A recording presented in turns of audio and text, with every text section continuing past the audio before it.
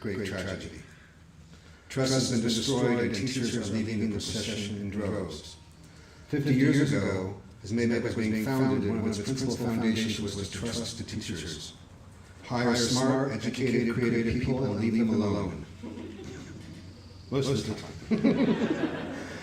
The school still operates on the same principle. The staff is accountable to the staff. And we are free to teach unvarnished and bold truth. And this isn't a threat in America.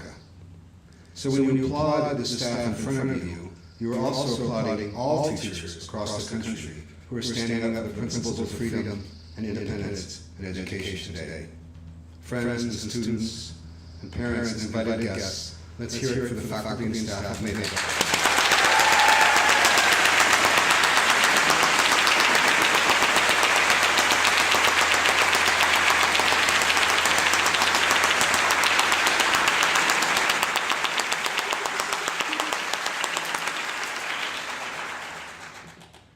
My friend of mine went to graduation a few years ago, and they did actually have to do exercises for clapping, like this and this, because your wrist might hurt, so keep the clapping coming. A colleague, an email chain a few months ago, either humored me or accused me with a line that I was predictable in my attitude about hope and joy, and that was my fallback position. And he was probably right. I'm an optimist by nature. My husband, though, is a worrier. And he thinks I should watch more CNN and be fearful. And I think he should watch less news and take walks. And so we compromise. We get the dogs, and he tells me everything is wrong. And I kiss him and tell him it'll be all right. But these words have stayed with me, the predictability of a positive response. No one wants to be a Pollyanna, foolish and blind. And yet for me, the words of hope and grace and joy are words with great weight. I have been thinking about a story that was told to me years ago. A beloved and cherished woman dies, and her husband spoke at her funeral. After the service, her aged father comes up to speak to his son-in-law and tells him he does not believe he could have loved his daughter very much. If you had loved her, the father said, you never would have been able to speak so eloquently, so beautifully about her after her death.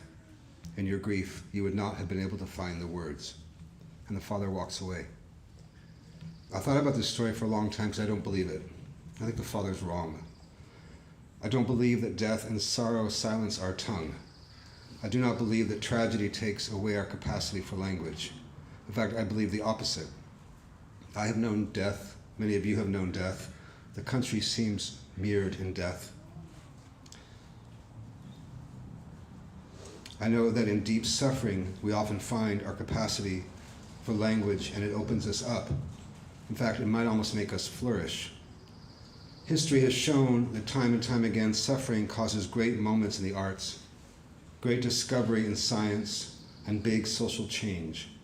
We only need to look back a few decades to our own East Bay and San Francisco to the response to the tragedy of AIDS and the language of act up and silence equals death, and how those words provoked many into action. The country hasn't even yet measured the power of Black Lives Matter as 3 words as a response to the shooting of unarmed black men and women in America. Words move us. Actions move us. As a call and response, words often ring first, to be followed by the bellow of action. And so today, I've been thinking about hope and tongue.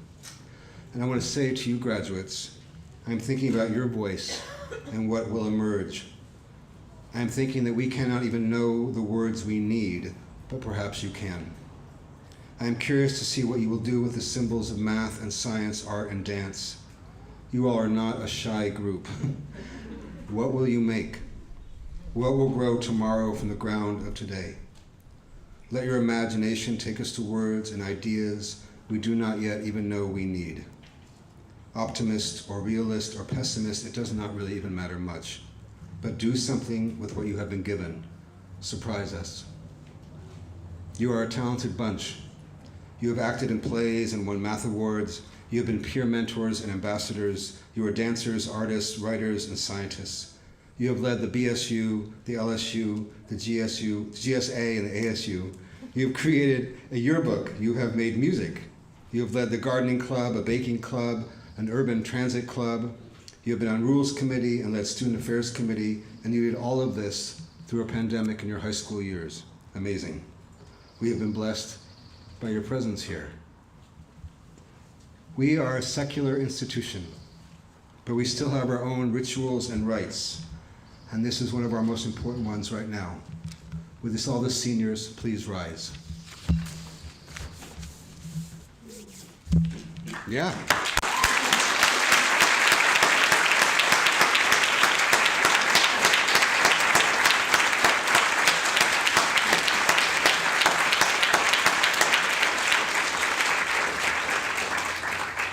Today is a big deal, and I hope you let yourself feel it.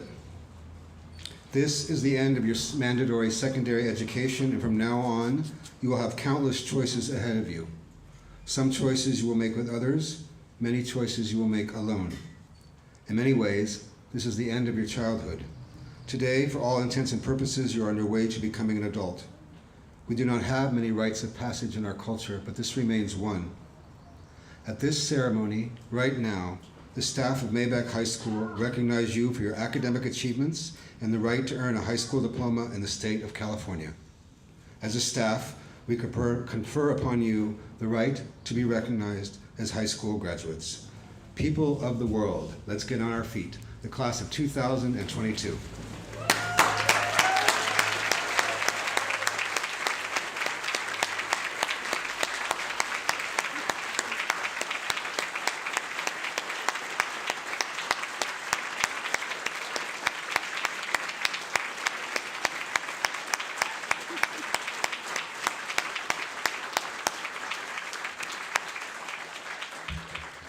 Y'all can sit now.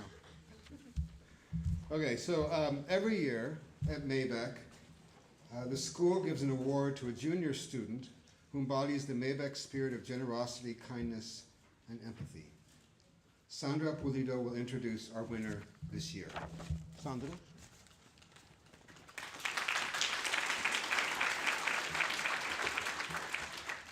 Good afternoon, everybody.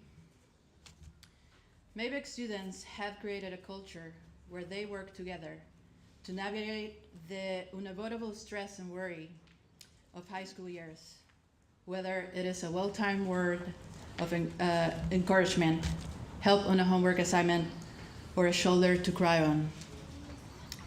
Maybeck students have always helped each other succeed. Now, the school has a way to help those that help their peers the most. Students were nominated by their peers, and the faculty chose the recipient of this year's award. Quetzali, will you come here?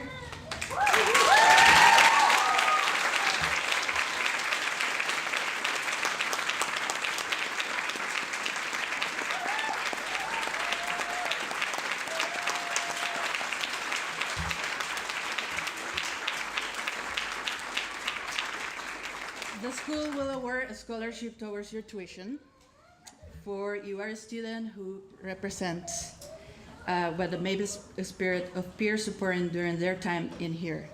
Quetzali, you are kind and thoughtful, an amazing, young, strong, and wonderful woman. Please keep shining. And Frida Kahlo said, pies, ¿para qué los quiero si tengo alas para volar? Quetzali, sigue volando.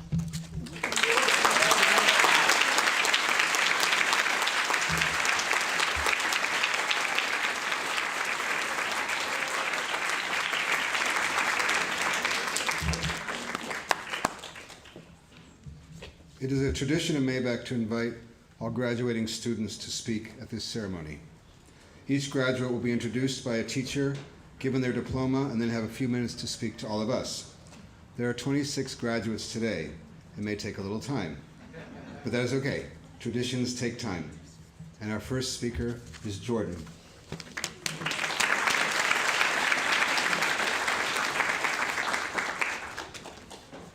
Hi. So I'm here to speak for Bose Hewitt.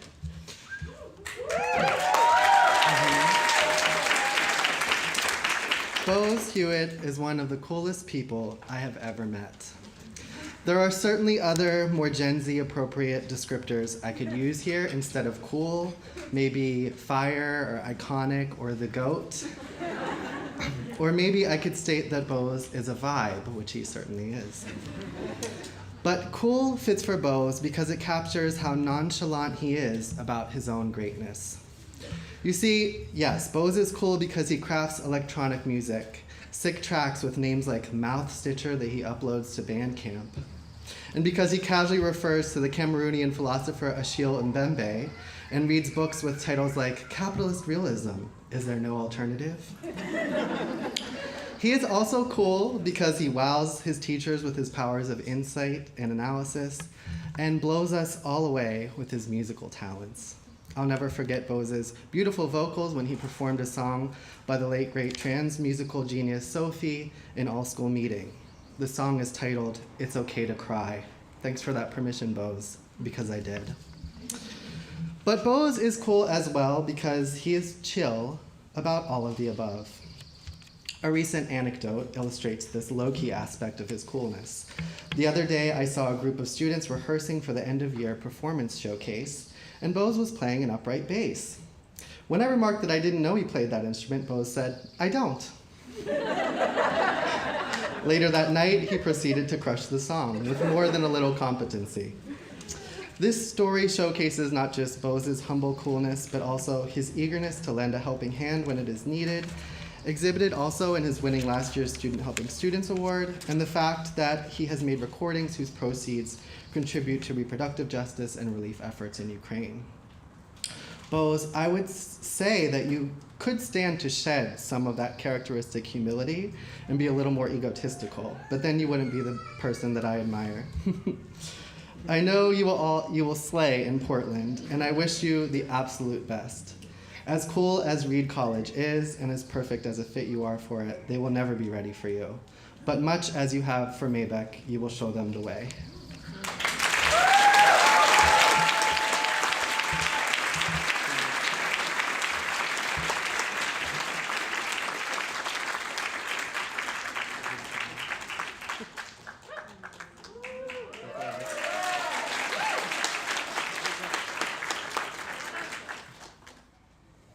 Earlier this week, on my last Maybeck camping trip, I was talking with Toby, a rising junior, about becoming a peer mentor. In discussing my experience, I realized how ridiculous it is that just 2 years ago, I was in that exact same place. It's sort of like talking to that one cool older cousin. You look at them and think about how the difference of only a few years can create a completely different person. In that moment, I got to see myself from the other side of the lens, torn from my own perspective to see myself as not just a person who's changed on his own, but as a person who has been shaped by this school. In Emergent Strategy, Adrienne Marie Brown writes on how our social groups, just like Maybeck, are fractal, adaptive, how we find each other so that we may change each other, so that we may change the collective together. I find myself changed by Miss Joanne's infinite forgiveness about my lack of forks, and by Yessie's daily Bitmoji greetings, and of course, by Daniel's ever-elusive Heart of the Passage. Even now, I speak as one of many emerging, reminded of all the work and struggle and effort of my teachers and my fellow students. After writing the first draft of this speech on the camping trip, I was only planning a performance afterwards because I knew Mario trusted me enough with the stage. Somewhere along the way, I managed not to fail out of high school, thanks to Sandra's patience, Bill's wisdom, Amanda's enthusiasm, Tom's undeniable coolness, and Liz's compassion. And I wouldn't keep speaking if I didn't think my friends, in whom I have found unparalleled kindness and strength, were listening, because as with any social organism, we don't allow ourselves to exist alone. In our togetherness, we have become people we weren't 4 years ago, and while our emergence as individuals is still just beginning, I hope, perhaps a little selfishly, that the Maybeck multitude will continue on having been changed, if only a little, by our class, in the same way that it has allowed me to change. I will be eternally grateful for the way this school has shaped me. Best wishes, thank you so much, and happy Pride Month.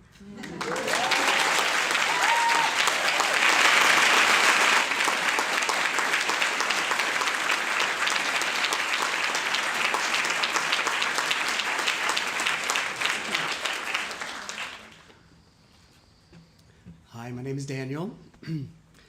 So we went to Maui this year on special programs.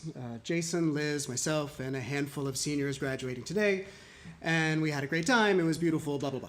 And I get home and I start looking through pictures, and I've got all these photos where it's like Maya, Kaveh, Sophia, and there's Jonas staring off into the distance. Here we are in a boat. Magnus, Pablo, Declan, Jonas staring off into the distance. And then there's this one photo where I thought I was just taking a photo of the beach, and there's Jonas perched up on this little rock outcropping, staring into the distance. Just what is he looking out at, I wondered, or looking for? To find the answer, the first place I looked, these seniors won't be surprised to hear, was Moby Dick, where in chapter 16, Ishmael says, quote, "I want to see the world," and then, pressed to look out into the ocean and describe what's actually out there, concludes, quote, "Nothing but water. Considerable horizon, though, and there's a squall coming up, I think." The second place I looked was Jonas's lit paper, where he describes a character from Jean-Paul Sartre's play No Exit, quote, "He finds no meaning in anything and still chooses to live contentedly. Everything is absurd, and being able to accept that, he can make life much more relaxing. His tone never changes. He is always calm and under control of his emotions." And that led me to the third place I looked, which is an essay Jonas wrote featuring an interview with the band Death Grips, where they say, quote, "You can do whatever you want. You can be whoever you want. Every facet of your personality can be expressed within this space. That's the kind of energy we want to project." And so I put these together and I thought, that's where Jonas is looking. The place of acceptance of absurdity, placidity amidst the storms, contentment, and self-control.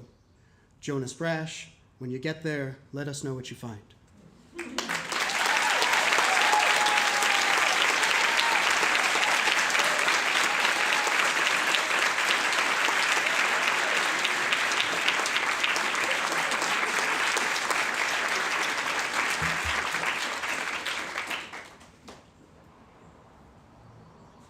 My bad. All right. If you know me, you might know I'm not big on public declarations of anything. I prefer to show my appreciation through actions rather than words, but in honor of the occasion, I'd like to thank a few people who've shown up for me these past few years. I'd like to start with the obligatory thank you to my parents. You guys have allowed me to be who I wanted to be without judgment for as long as I can remember, even when I used to wear those hideous zebra print high tops in middle school. You've been able to give me guidance while still letting me be the person I wanted to be, pushing me when I needed to be pushed and pulling back when I needed space. I'm forever grateful for that. Next, I want to thank two specific teachers. First is Anya. Even though we haven't had much time together this past year, you still hold a very special place at my heart. You have an amazing quality of being able to mix serious academic work with abrupt but well-timed shenanigans. Never in a million years would I have thought I would be able to convince a teacher to dress up as me as Halloween. But somehow, I didn't really need to convince you. Your ability to face serious situations while maintaining your sense of humor is something that I aspire to. Next is Daniel. It's no secret that your teaching style can be, let's just say, unconventional. But it's also given me the permission to care about and create the things I want to. You've consistently been available to talk to me, and I felt like you've always treated me with respect, never talking down to me, but meeting me as an equal. Our conversations are always engaging and interesting, and I'm going to miss them. Last but not least, I'd like to thank my friends. The rules of decorum restrict me from saying what I'd actually want to say to you guys, but I literally would not be standing here if it wasn't for you. To my closest friends, Kari, Pi, Diego, Carlos, Sequoia, and Kaveh, I want you to know that I would not be me without you. You have changed my life, whether you know it or not, and I love you guys so much. Cool.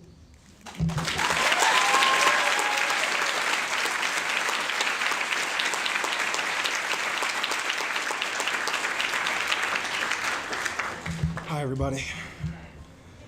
Those are good speeches. This is going to be rough. Hard to follow up. I'm going to be speaking about Mona. Let me just get my notes up. Mona, I'm going to miss you in contact group. I wish I had seen you a little bit more this year. One thing I appreciate about Mona, and I appreciate about her in contact group, is she's honest. She tells it exactly how she sees it. Now, I'm sure some of you probably just pictured Mona saying disparaging, degrading things about Maybeck, something about how small it is or how white it is, and you would be right. Mona would say those things probably. But if you also knew Mona, you would know that she's also going to tell you about how much she loves Daniel and Bill's classes, or about the openness and kindness at Maybeck and the peers and how safe a community it is, or the freedom that comes with attending a school as unique as Maybeck, or giving freshmen advice on the workload and how to keep up with it. Again, Mona is honest and generous. I love having Mona in contact group, and I'm sad we didn't get to work together until art history this year. In case y'all didn't know, Mona is a serious musical artist, adept in everything from classical to contemporary. She sings, plays the violin, and the piano. You see, she has no time for my ball games or my visual art nonsense, although she did do a wonderful painting during the mural program and special programs. Anyway, Mona has goals. Mona has always made it clear Maybeck is only the beginning, a step towards a bigger and better future. I remember a conversation we've had throughout the years, whether this was all worth it, stepping out of her community in East Oakland and attending a private school in Berkeley. Is the discomfort worth the ride? As someone who did something similar in my youth, it's a conversation I have a lot with students of color at Maybeck, particularly black students. I'll say the same thing I usually say. It's really up to you, Mona. What you make of this, what you take from these 4 years. Don't answer the question now. Sometimes it's best to keep moving. Look forward before you look back. That way you can get a better view. Or move forward before you look back. That way you can get a better view. Your journey at Maybeck has officially come to an end, but I know the marathon continues. I can't wait to see what you do next. I believe in you. We all believe in you. I can't sing, and I cannot play an instrument, but I'm really good at mumble rap. So if you ever need a feature, hit me up.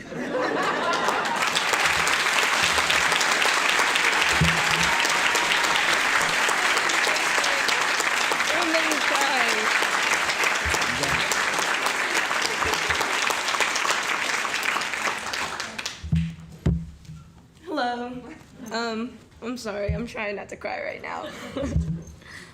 I just have a couple of thank yous. First, I'd like to say thank you to all the friends I've made here at Maybeck. You guys have supported me through hard times, and I'll forever be grateful for you guys. I want to say thank you to the staff for always supporting me. I want to say thank you to the amazing people I've met here. Even if we didn't become friends, I was opened up to a lot of different people, and I was accepted for who I was. And I'll forever be grateful for my class for always accepting me as me. I want to say thank you to Jason for always giving me a reason to come to school smiling and making my days better. I always looked forward to your classes. And yeah, thank you guys for coming out today.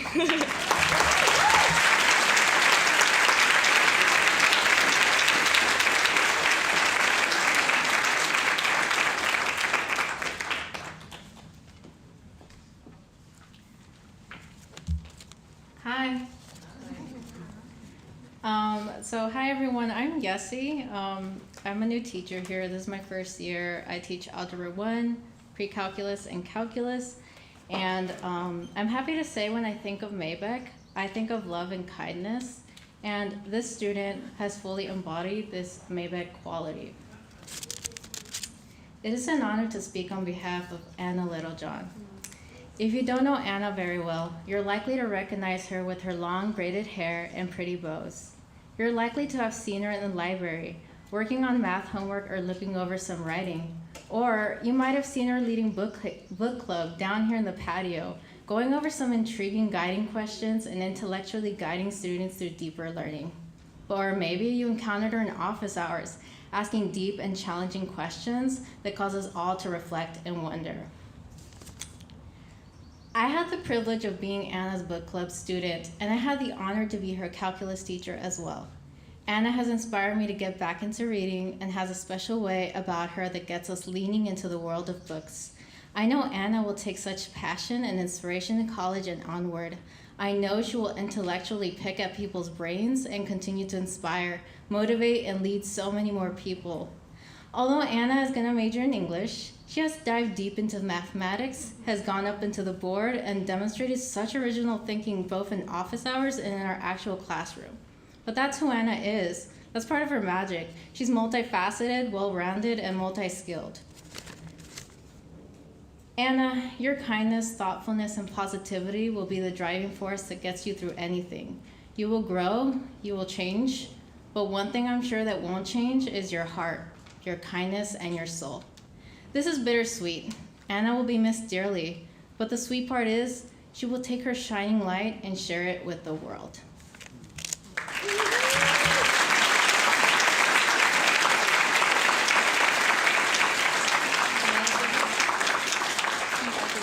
Thank you.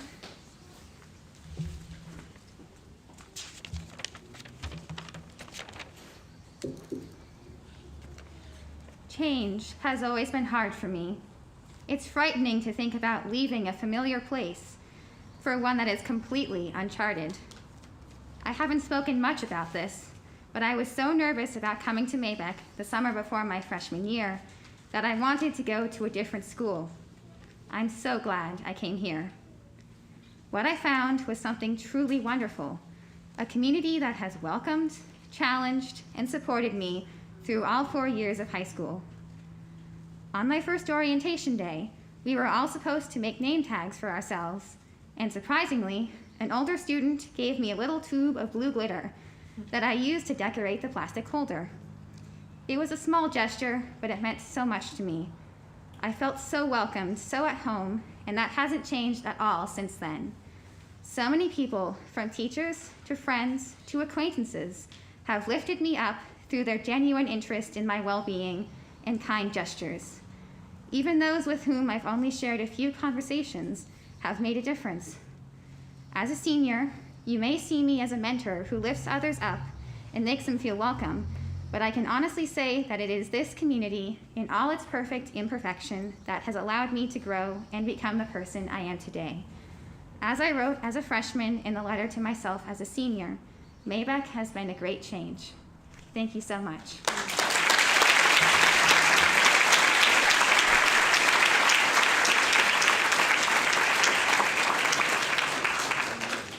I'm back. I'm going to be speaking for Pablo.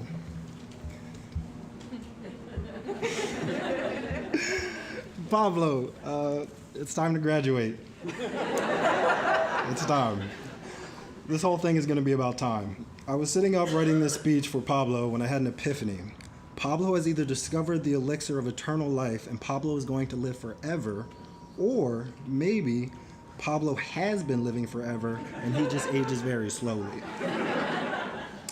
Like, maybe not forever though. Maybe just like right after the Ice Age or maybe after the meteor hit. I'll get to that later.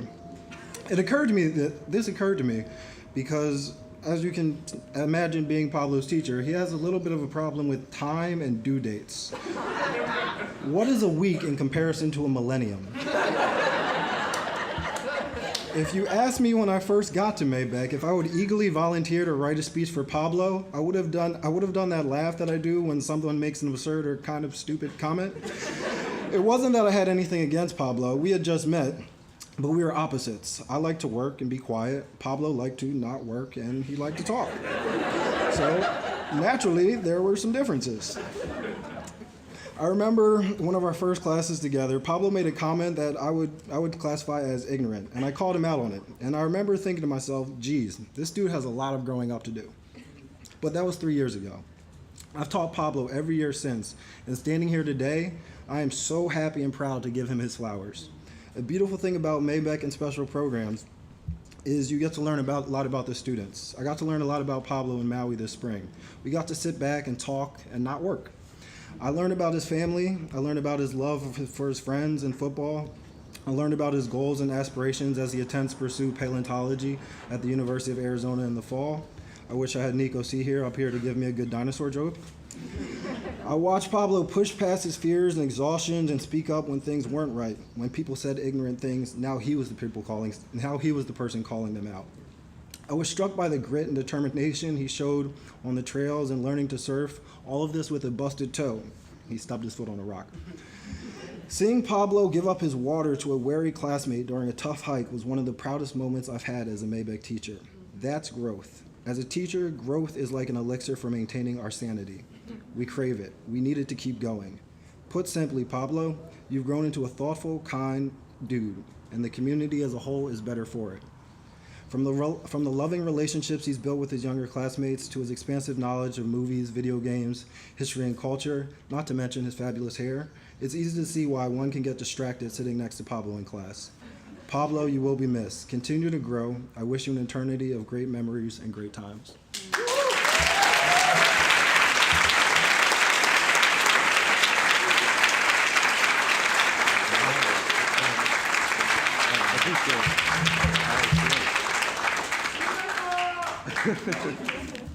All right, I'm very bad at speeches, but bear with me. I came to Maybeck as a transfer student for my sophomore year, and though I have been to Maybeck for 3 years, it's gone by in a breeze. About 2/3 of the way through my sophomore year, Maybeck went fully online due to COVID-19, and it remained that way until near the end of my junior year.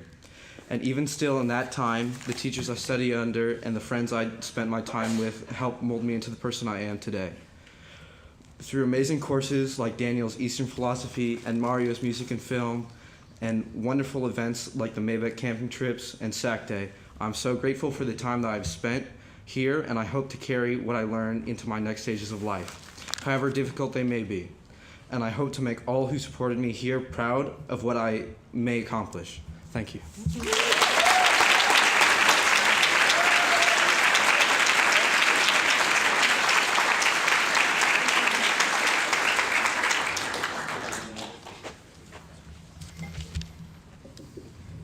Hi there. Hey, Abby. I got some words to say about you. You ready? Okay, cool. Sounds good. I'm here to introduce the one and only Abby Urban. Abby is, dare I say it, old before her time. I do mean that as a compliment, but perhaps for those of you without the context, without inside knowledge, that might seem unkind, so we'll also go with wise beyond her years. I would describe Abby's presence at Maybeck as parental. She is a carer, someone who is often looking outward to those around her, often employing her energy on helping others, always trying to ensure everyone is happy, feeling safe. She is kind. She is a good friend. She is good with kids. She's possibly good with animals, although I have no evidence for that either way. As well as teaching Abby in multiple classes, I've also worked with her for 2 years on Maybeck's Rules Committee, where she has put in untold hours trying to make Maybeck a better place. She has helped students learn from their mistakes, help them grow to try and make a better, more inclusive community here. I feel sure this will be her work wherever she goes. Wherever she travels, in every community she is part of, she will enter and behave with all the care and love of a mother. Abby Urban is part of the solution, not part of the problem. She is active in understanding the world, active in trying to make it better, trying to make it more. There are, of course, mistakes along the way. Abby is not perfect, but this is where her other impressive qualities come to the fore. Abby is her own fiercest critic. When she stumbles, she does not shy away from accepting responsibility. She is self-confident, but she is also self-critical. She is humble and she is resilient. Amanda and Jordan were on special programs with Abby, and on return, they reflected on how grateful they were to have Abby on the program, and you cannot really say better than that. I know I am grateful to have worked with Abby and to have had the privilege of teaching her. You better be ready now, Abby, because it's time to come up. Come on up, everyone give her a hand.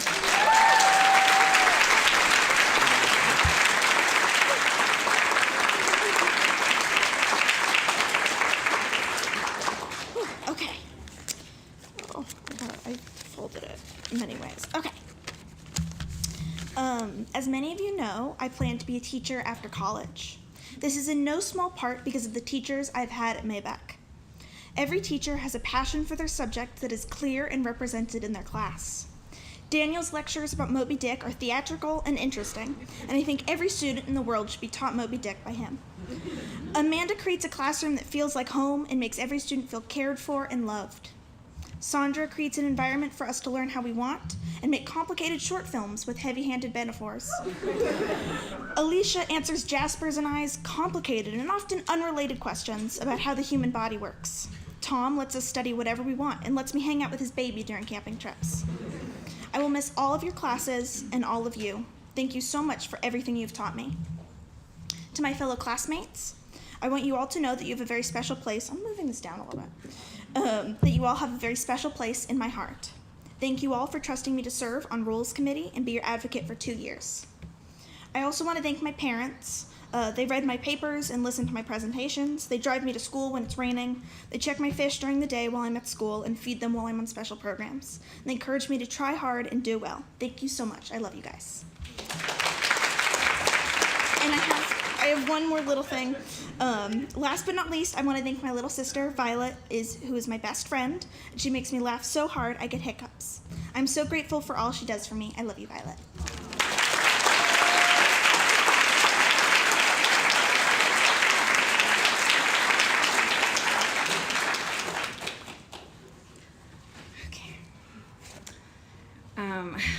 Hi, I'm Liz, another new staff member this year. With a couple of notable exceptions we don't need to discuss, those who love animals are often the best sorts of people. And Sophia Green is a perfect example of this phenomenon. Sophia has never actually been a student of mine, but someone I've gotten to know on campus during camping trips and our 2-week trip to Maui. As Trevor would say, Sophia Green is spectacular to travel with. I knew Sophia to be kind-hearted, helpful, and sweet already, but in Maui, I got to see Sophia the explorer, Sophia the brave. Sophia the dependable, already awake and getting ready at 3 a.m. to catch sunrise from Haleakala. Sophia the conqueror, navigating sharp rock beaches, powerful wave breaks, difficult and entirely optional hiking trails. And of course, Sophia the cool, cliff jumping 30 feet off Black Rock, one of 2 students enthusiastic enough to take me up on karaoke, and literally the one hoisting the sail of our catamaran to take us to shore. Sophia, your love of living beings and life experiences will take you far. You are exactly the sort of curious and kind person we need more of, and I'm so honored to introduce you today. Congratulations.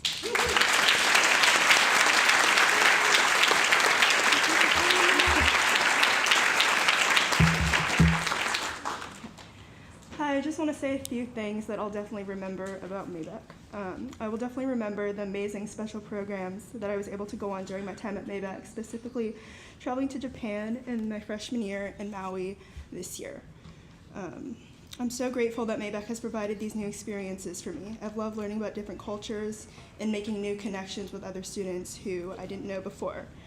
It's a great way to learn outside of the classroom and something I'll always treasure, because I came into Maybeck as a very shy and quiet student, and it's definitely helped me become more outgoing, and the special programs have helped me become more independent, which I'm really grateful for. I also especially want to thank a specific teacher, Sandra, who's been my Spanish teacher for the past 3 years. I've loved being in your classes. You're always prompt to answer my emails because I love clarifying things and I'm just interested in love learning. You're a wonderful person and a great teacher. I've always appreciated how you take the time to explain concepts to me, and it's meant so much to have someone like you as a teacher. I'll definitely remember our Spanish classes this year, making all the fun plays that we did. Thank you so much for this past 4 years.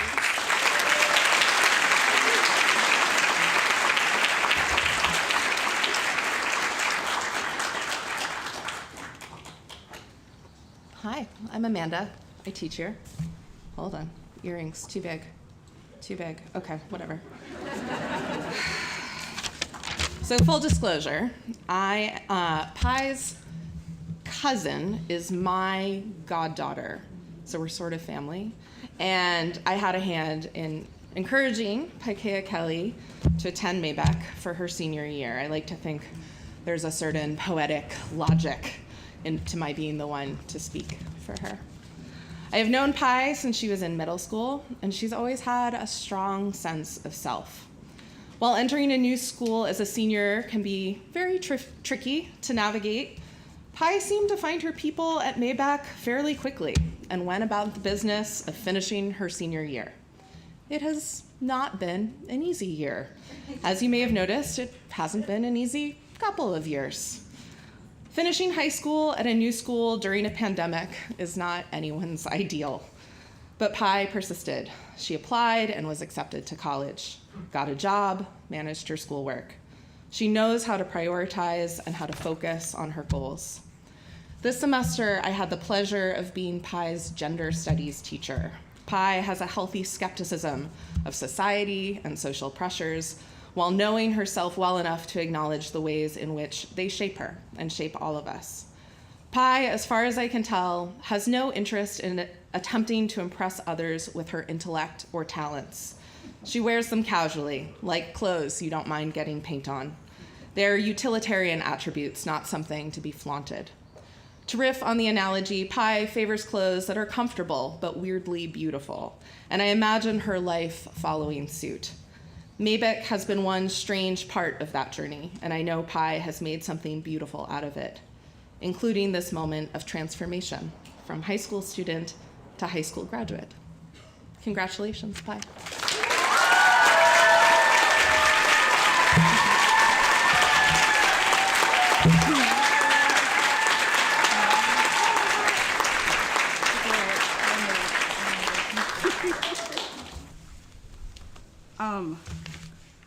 This one goes out to all my best friends.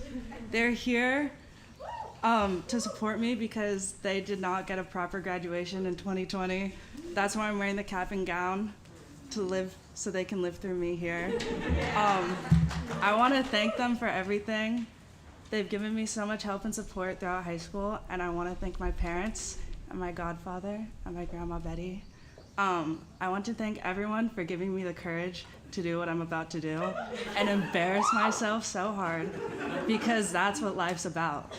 Why come up here and just say a boring speech when I could sing this song for my friends and family? I can't sing. It's only a portion. I think this song sums up my high school career pretty well. It's only a portion, so here we go. I can't sing.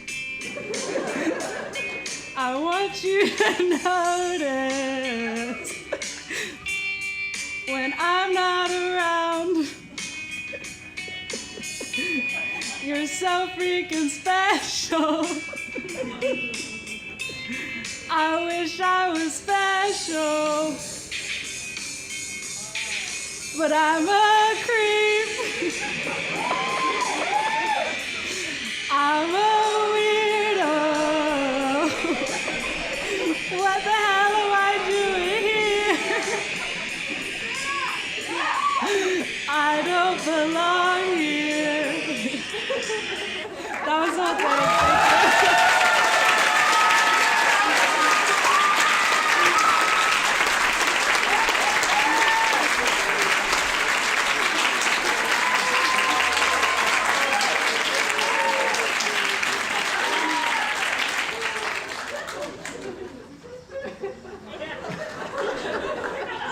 Mario, we're going to have to take you from back there, so it's time for you. Abby.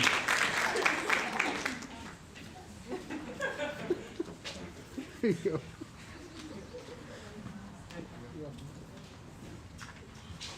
Hi everyone, my name is Mario Godoy. I'm the music teacher here at Maybeck High School. And I first got to know Phoenix way back in 2018, his freshman year, when he joined the Maybeck Band. Back then, we actually had our rehearsals at 7:30 a.m. Do you remember that? Where are you, Phoenix? Oh, there you are. Hi. Yes, everyone had to be here at 7:30 a.m. Where am I? There we are. This should tell you something about being in the band that took dedication. Most of the students would show up half asleep, but Phoenix was a ray of sunshine, always showing up ready to go. He is an incredibly talented musician who showed us his skills throughout his time at Maybeck. And if I'm remembering correctly, one of his most famous performances was performing Megalovania from Undertale, right? For Performing Arts Night? Yeah, and it was the highlight of the night. Though he didn't stay in the band for too long during his time in Maybeck, he did keep sharing his musical gifts. For his final project in my audio production class, he composed 3 original tunes based on the elements of air, water, and fire. And those pieces still stand as one of my all-time favorite projects from that class.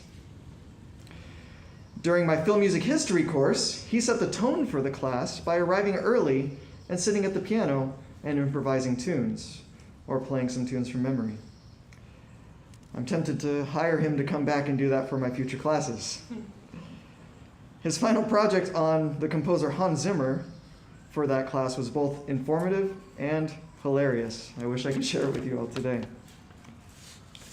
Though I mostly know the musical side of Phoenix, I also know that he is a person that others can easily depend on. He is a smart, gracious, kind, witty, and hilarious person. Phoenix is bound for Wesleyan University, where he will put his brilliance to work in mathematics and business skills. Phoenix, you have been an incredible gift to the Maybeck community, and it has been our honor watching you grow over these last 4 years. You will be greatly missed. Have an incredible time in Connecticut, and please stay in touch.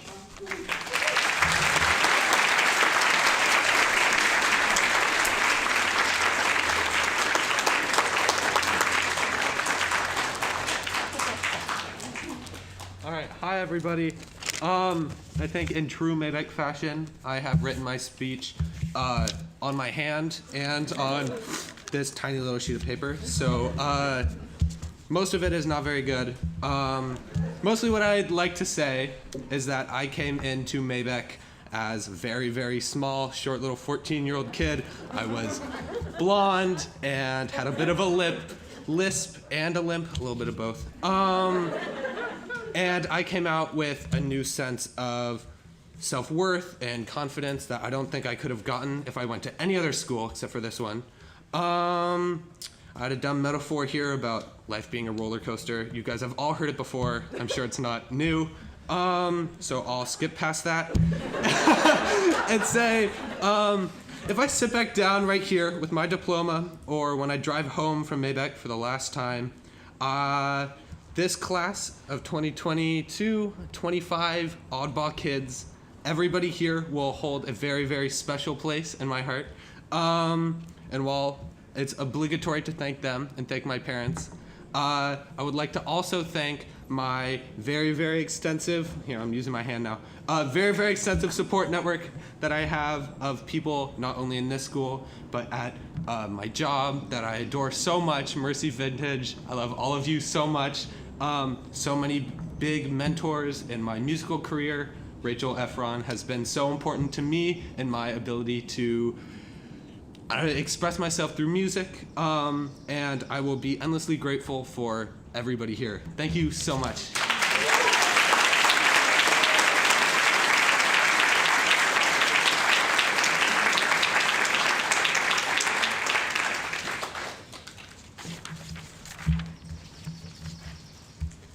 There are many wonderful things to say about Charlotte Gilbert. I was going to make a joke about you being late, and I was going to wait a while, but I'm not going to do it. It's a serious day. Charlotte is smart. She loves her family and her faith. She cares deeply about the environment. She volunteered for Global Leadership Adventure. She loves animals. She's a good friend to many. This list is easy to write, easy to recite. When I think of Charlotte and her high school years, I think of not the good she has done or the values she holds, but what has been asked of her during these years of her adolescence. For these have not been easy years for Charlotte, and you've had to learn a lot of courage.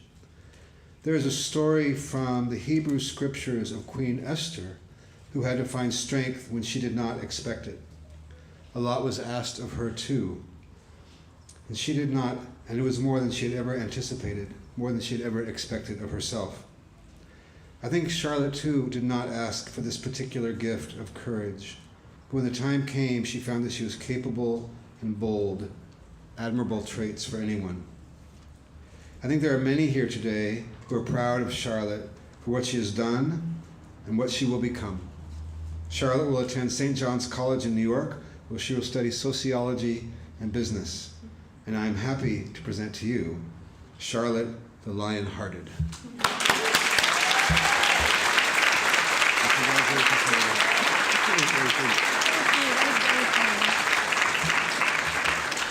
Hello. It's a little close. I have a couple things to say. I just want to say thank you to everyone. These past couple of years have been great. I also want to thank my teachers for being so kind and patient when I needed it the most. I truly had the best high school experience at Maybeck, and I couldn't ask for anything more. I can't wait to see what my classmates are going to be up to in these next coming of years. And also a special shout out to Yessie, because I learned like the most math I ever have in your class. Okay, thank you everyone.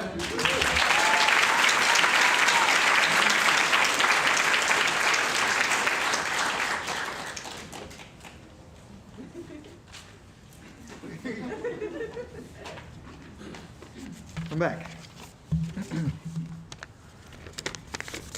I first got to know Zach Power as a freshman in my Spanish 1 class. He was a bright, energetic student with a quick wit and a great attitude. He casually mentioned to me one morning that he could play guitar. As I'm the music teacher, I encouraged him to play for an all-school meeting, or for performing arts night, or for the performing arts showcase on the camping trip especially, or even join the Maybeck Band. On a fall camping trip, he asked if he could borrow one of our school guitars, and of course I said he could. He picked up that guitar and started playing beautifully. So once again, I asked if he would like to perform something for the showcase, and he said no. I was bummed, but it sparked a determination in me to get him to perform, eventually. So fast forward, it's the start of this school year, his senior year, and much to my surprise, I have learned that Zach had signed up to be a part of the Maybeck Band. I was thrilled. In our very first rehearsal of the year, Zach absolutely blew me away with his talents on the guitar. He had grown so much as a musician in just these 4 years. His technical facility on the instrument is truly exceptional. He can play burn and blues licks, effortless finger-picked lines, and he's a fantastic rhythm guitarist as well. He has been able to pick up and learn anything and everything I threw at him this entire year. He is a truly exceptional musician, but above all, he is a wonderful person. He is helpful, inquisitive, a great team player, and has demonstrated his dedication to bettering himself. His presence at this school and in the Maybeck Band will be greatly missed. Zach, I hope you have so much fun at Occidental College, rivals of my alma mater, the University of Redlands. Stay creative, keep learning and growing, and don't forget us when you're famous.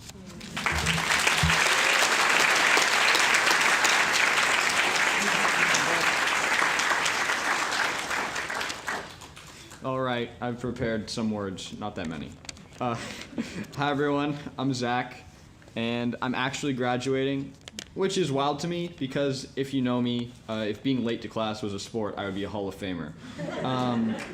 But regardless of my tardies, which I'm forever grateful for Miss Joanne for being lenient with me about, and my wild opinions that Liz has had an earful of for the last 4 years. I'm thankful for this school, and I never expected it to shape me the way it has. I'm thankful for my family, for my grandparents, all of my grandparents. The amazing teachers and peers at this school have managed to keep me engaged to a degree that other teachers and peers before couldn't. This is something I did not expect because teachers care so much about the lesson plans and are so prepared. I remember one time in Daniel's essay class last semester, he somehow managed to keep me engaged when we read an anecdote about the morality of eating lobsters. And now every time I eat a lobster, I will say, "Darn it, Daniel, why would you do this?" And it's impressive because that sounded really boring on paper.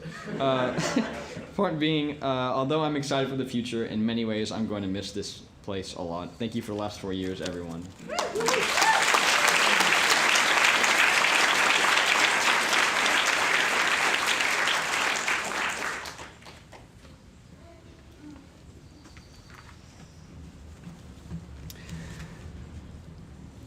It's been a joy getting to know Kaveh Serjani Bartel the past few years, watching him develop from a 9th grader who won't stop drawing on the tables during class to a 12th grader who won't stop drawing on the tables during class. So to write this speech, I went back and read some of Kaveh's old assignments, and I noticed that he had already done most of the heavy lifting, practically writing this speech for me. So everything that follows are Kaveh's own words. The only things that I've changed are the places where I make brackets with my hands like this. I am an idiot. For some reason, I decided to procrastinate till the very last day to start writing out the final draft of my speech, despite constant warnings from my brain telling me I should really get on that. This problem is slightly lessened due to the speech not being about facts or anything that actually happened, but rather my own response and reaction to what it's been like teaching Kaveh for the past few years. But it's also extremely annoying and frustrating because this is graduation, isn't it? Speeches about yourself and your own reactions are usually things for English classes, and they're usually things that are at the beginning of the year to let students get into the shallow end of the pool before having to dive into the deep end. This writing seems hollow. Sorry. Passage goes here. I feel like it's disregarding the I feel like it's. Never once was Kaveh shown to be outright hostile, but rather playful or curious. If Kaveh had been trying to hide himself, he could have dove into the water and disappeared, rather than make himself visible at the surface. He was peaceful, he was loving, he was great. Sorry for everything that has happened with this speech. Thank you.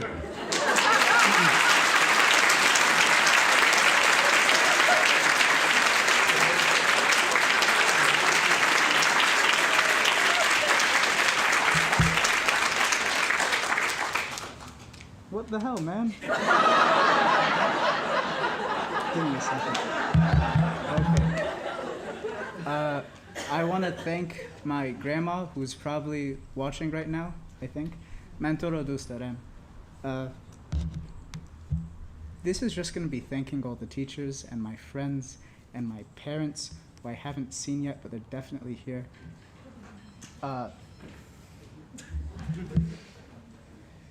Tom, Daniel, Anya, Amanda, Yessie, Jason, Lizzie, Jordan. You guys have all been great. Lizzie, Jordan, Daniel. Hawaii was great. You guys did a great job with what you had and could do and all the troubles there were. I want to thank my friends for helping me stay sane through all of this. That was very nice of them. Teachers that aren't here, that left, that were really, really good teachers. Melissa, I really liked her theater class. Anya, who's at a wedding, her geometry and chemistry were great. She put up with a lot of stuff and it was nice of her. Jose was a great algebra teacher. He bought me a cookie one time. That was really nice of him. And Anissa, who I had for the first semester of French 3 and who taught an ancient history class, I got to build something in Minecraft for my final. That was great. That was so much fun. Thank you all for passing me in your classes. That's really nice of you. Bye.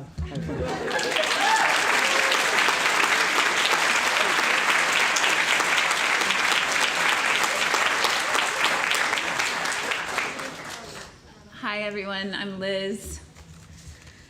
Okay.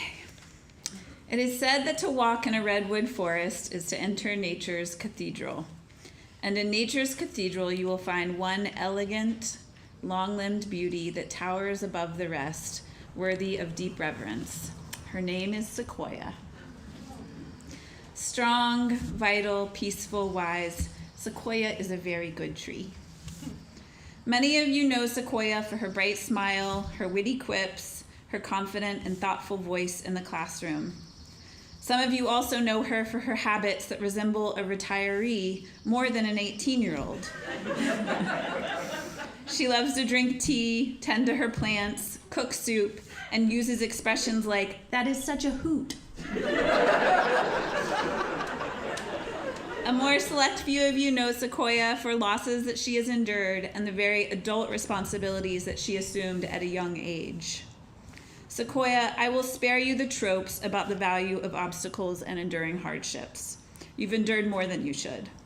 While that could have left you hollow, dry, and perhaps judgmental of some of your peers and the juxtaposed realities that they exist within, instead you are generous, inquisitive, and you hold complexity and nuance better than most grown adults I know. You sprinkle wildflower seeds and plant vegetables everywhere you go, mothering new life, as you've done in our garden here at Maybeck.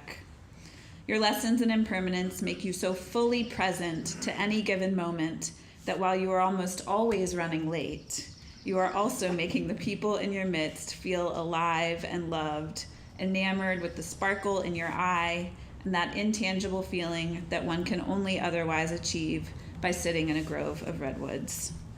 Sequoia, thank you for making my days brighter, my smile wider, my perspective deeper. I hope that one day when I retire, I accomplish half of what you already accomplish every day, in addition to being a brilliant high school student, holding down a job, and caring for family. There are so many of us cheering you on, some earthside and some beyond. Minneapolis and Goucher and this whole entire planet is so lucky to have you.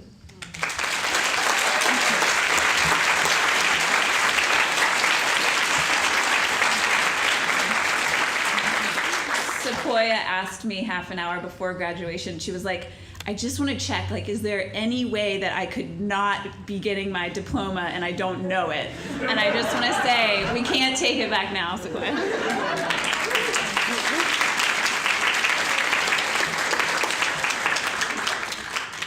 All right, I don't have a lot to say, but I have a lot of gratitude. I can't possibly take the time to thank all of the people who have made it possible for me to get this far, but I want to say one giant thank you to all of the friends and family and teachers who have supported me through all of the crazy, hectic up and downs of my life. I could not have done it without you, and it really means the world to have had you all supporting me this whole time. Thank you.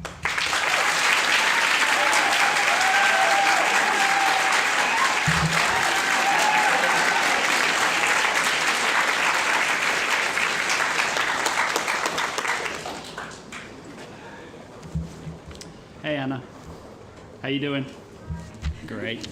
Anna Quet and I are, for the most part, not even remotely on the same wavelength. A typical conversation between us develops like so. Something happens. I think nothing of it, doesn't even compute as being worthy of note. Anna responds with a profusion of sound, a pronounced expression, often while still typing on her phone. I am confused. Anna is incredulous over what happened. Anna is incredulous that I am confused. I am even more confused. Anna despairs and walks off. Despite these communication issues, perhaps in part because of them, Anna has always been, and always will be, one of my favorites. She has passion, lots of it, for it feels like literally everything. She is incredibly creative. She brings a spark to whatever she engages in. Anna is also, and she might not love me for saying this, very Maybeck. She is a poet, a dreamer, an artist, and a dancer. She is also a great friend to many, caring, understanding, and an ally.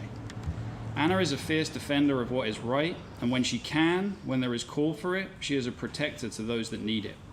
On more than one occasion, I have seen her take another student to task when their mouth said something that they shouldn't have said, when they have stepped over the line of what is kind, or what is right, or what is helpful.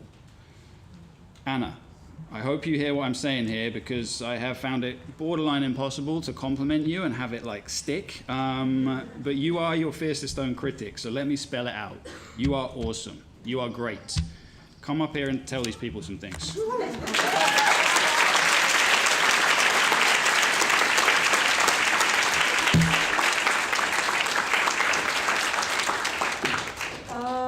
Hello. So I did write something. The best metaphor I can think of using for my time here is being a plant.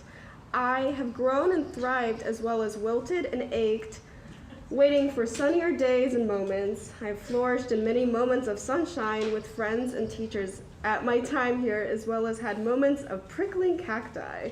Anyone can understand what that means. I couldn't really tell you what kind of plant I have been growing to be, for I still don't even know all of me yet. I have learned that one simply cannot have beautiful, warm memories without the contrast of gloomy, gray days. I could not have bloomed into the leaves of green without some rain and some thunder from struggles. It may be cliche, but all the hard moments have only made me stronger and planted seeds of compassion for others. I would like to thank my teachers who have helped me grow as a student as well as a person. I would like to thank Tom, Daniel, Janice, and Ari in particular. Thank you, Tom, for being a wonderful contact teacher and history teacher, always checking in with me and being open-minded as well as flexible in the ways I've expressed myself in your classes. For example, you kept saying that I kept trying to write a lit paper in your classes. Thought that was funny. Thank you, Daniel, for understanding me as a writer and pushing me to improve and acknowledge my efforts even when I have held doubt. For example, when I kept thinking I did every single assignment wrong, and I'm like, oh my God, and you're like, what do you mean, Anna? Thank you, Janice, for further developing my love for science and learning, as well as acknowledging my hard work and dedication. You've opened my eyes to varying perspectives in the science world and the fruitful insights I can gather. Thank you, Ari, for being empowering as well as a source of support when I needed it most. I have appreciated all of our moments of laughter as well as shared pain. Thank you all for supporting me and pushing me to be a well-rounded person and student. I can only hope to continue growing and learning for the rising future. Thank you.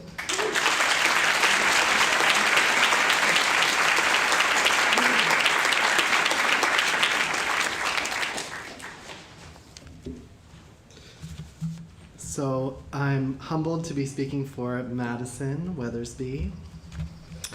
Madison Weathersby lives in Antioch.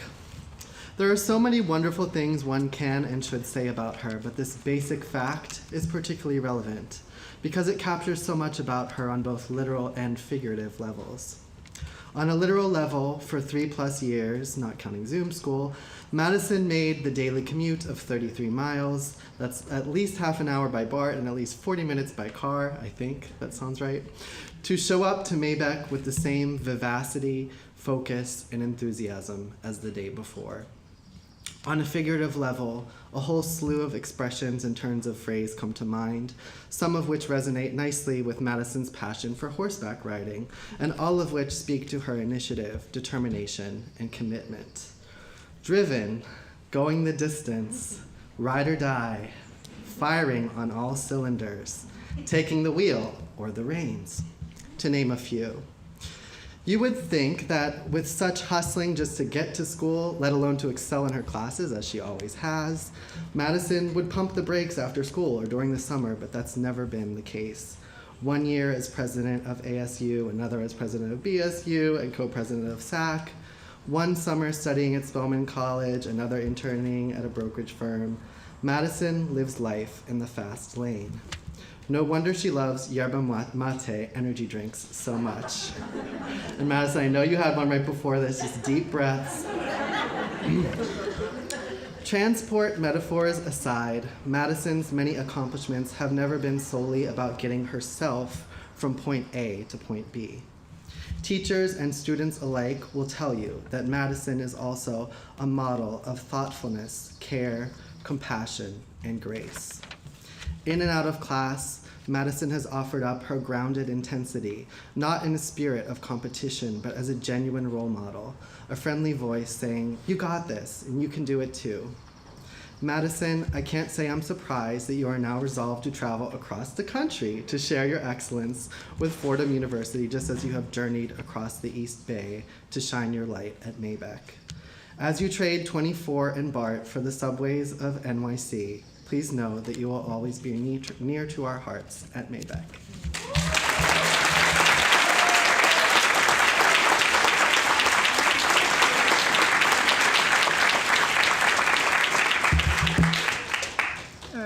Good afternoon, everyone. I'd like to take this opportunity to thank all the people in my life who have been vital to my success over the last 4 years. This starts with my parents. Thank you, Mom and Dad, for always being my unconditional #1 supporters and for funding my extremely expensive education as well as my sports. I am truly grateful for everything you've both done for me, all the long drives, horse shows, and dance competitions, the countless hours you spent watching me practice, and all of the help both of you gave me on school work. Throughout my life, you two have consistently been the powerful and loving force that lifted me up when I was down while encouraging me to shoot for the stars. You are the best parents I could have asked for, and I am truly lucky to have you. Next, I'd like to thank my grandma for traveling all the way from Mississippi to be here today, as well as Damien and Megan for traveling over 2 hours to be here and support me. I would also like to thank some of my teachers who have enhanced my experience at Maybeck over the past few years. Thank you, Amanda, for always being so uplifting and positive. I will truly miss our funny chats in the hall. Thank you, Jordan, for all the fun French class memories. Thank you, Tom, for helping me find my passion for history and being the most awesome teacher ever. And finally, thank you to Daniel for pushing me to go above and beyond what I thought was possible for myself and for being a guiding light throughout challenging times. I'd like to thank Dia, Lila, Mira, Magnus, and Skylar for being my closest friends. Their friendship over the past 4 years has enabled me to create precious memories that I will carry with me for the rest of my life. Congratulations to all my fellow seniors on this grand achievement. I wish each and every one of you nothing but happiness and success. I can't wait to see what the world has in store for us. Thank you.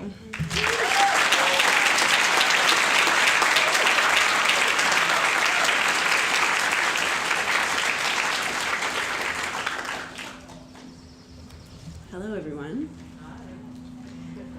I have the pleasure of speaking for Jamie Alswang.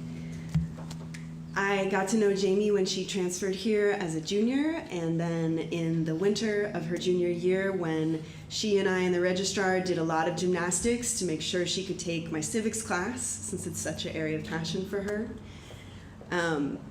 The insurrection happened a week before that class began, so we really began our study of what it meant to be an American and a person in our world at a very important and tense moment.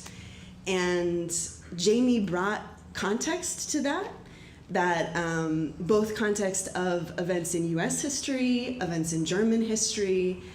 I would not say that was a comforting context, but it was grounding context. And it showed the way that she engages with the world really grounded in history. She is a historian. You have been a historian all the time. I've known you, and you are. I can't wait to see where you take it from there. Your passion is so apparent. That passion came through again on the fall camping trip when, as a whole school, we were discussing universal basic income, which was a beautiful exercise grounded in as much research as you can do on printouts at a campsite. And overall, I would say most of the high schoolers were like, so free money seems like kind of a yes. And then Jamie got up and she explained some of the unintended side effects of the oil money for Alaskans. And then the students voted it down. And that's Jamie. She's willing to stand up and say, hey, I know we're all thinking about this over here right now, but hey, there's actually this like really important, super relevant thing that I happen to know really well that might want to make us think about this again. And I would say, I sat down after that camping trip and was like, how do you work? How do you get there? How do you read that far into the Wikipedia pages? And I don't know the answer to that. I did stop and think, though, about what it means to be a female historian and to be an LGBTQ historian, as those are identities we share. And that, I feel, shows some light. It is a field where most people in our communities do not step into being a historian. It is a field that is written mostly by white cishet men for that audience. And to be female and LGBTQ as a historian already means we can't take this story how it's told. And there is an active rewriting or looking deeper at more layers than perhaps are visible at first. And that's a rewriting that I see in your passion, and I see such light that you are bringing to the world through that search for truth.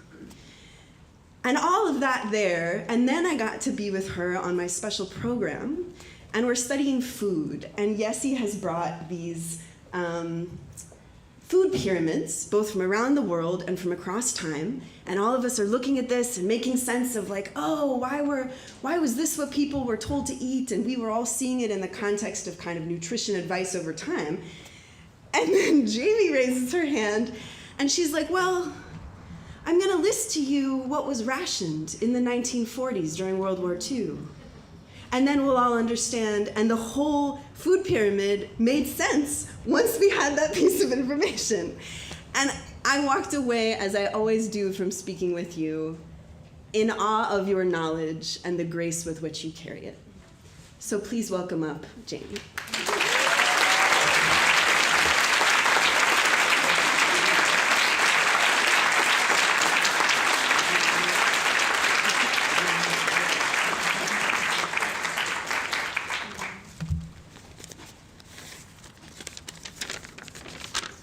Thank you so much, everybody, for being here.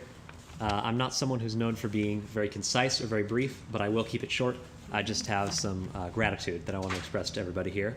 First, my family, many of whom are in the audience today. You've all supported me so much in all my creative endeavors, from saxophone to acting, from writing to political campaigning. And I'd also like to thank my teachers, especially Bill, Ada, Tom, and Daniel, who all taught phenomenal classes this semester. And I'd like to extend a special thank you to Lori, Laura, and Miss Joanne, who are leaving Maybeck this year, and who have all been indispensable to all of our high school careers. And last but not least, I'd like to thank the whole Maybeck community. I came into the school on Zoom last year, and I'll always be grateful for how welcoming this community was. Thank you all so much, and I wish you all the best of luck in high school and beyond. I'm off to England next year to continue my studies of politics and public service, but I won't be forgetting any of my experiences at Maybeck. To everyone who's helped me over this crazy period of high school, thank you. It's been an amazing, unique, weird experience, and I wouldn't trade it for anything.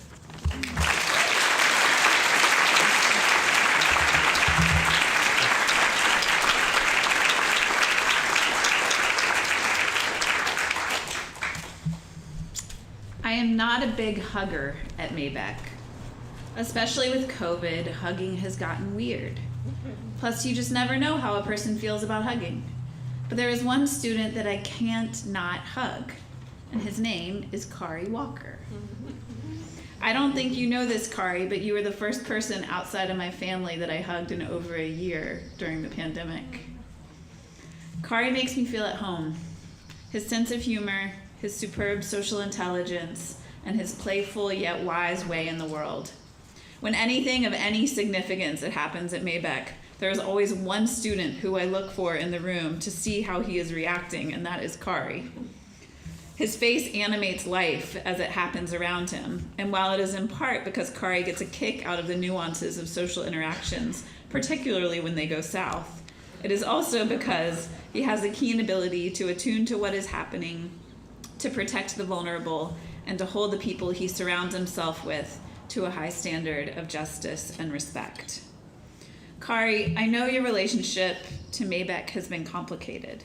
At times, this place felt like it had nothing for you, and at other times, it felt like all you had.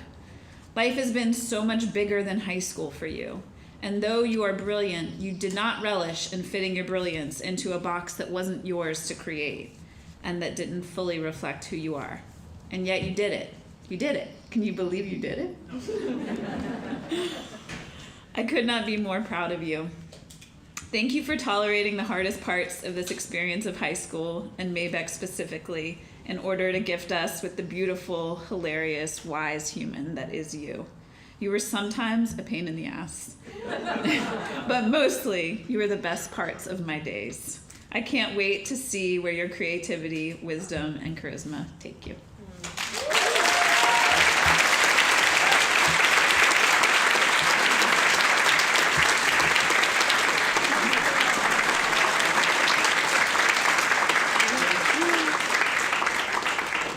Well, apparently no one thought I was going to graduate. I walked up here like 2 feet away from a teacher who I know really cares about me and loves me. And she was like, Kari, you're here. And I was like, yeah, I am. But that is something that this school is really good at. It's believing in a student, in a student when, in my case, I, failed to believe in myself. I failed to believe that I could apply myself, and it didn't seem, like it was in the cards for me. I am standing here now. I'm excited. I'm happy. I'm proud. And I just want to say thank you to all of the staff here who have helped me make it through this long and troubling experience. But more than that, I'd like to thank 3 people and dedicate my speech to 3 people. I'm not going to say your names, but you should know who you are. From long nights of, a crash at a friend's house in a shoulder to cry on, long nights in a ghetto hotel, and even twisting my hair so I look somewhat presentable to show up here this morning. I would not have made it through this passage without any of you. You guys are so important to me, and I love you guys dearly. Thank you.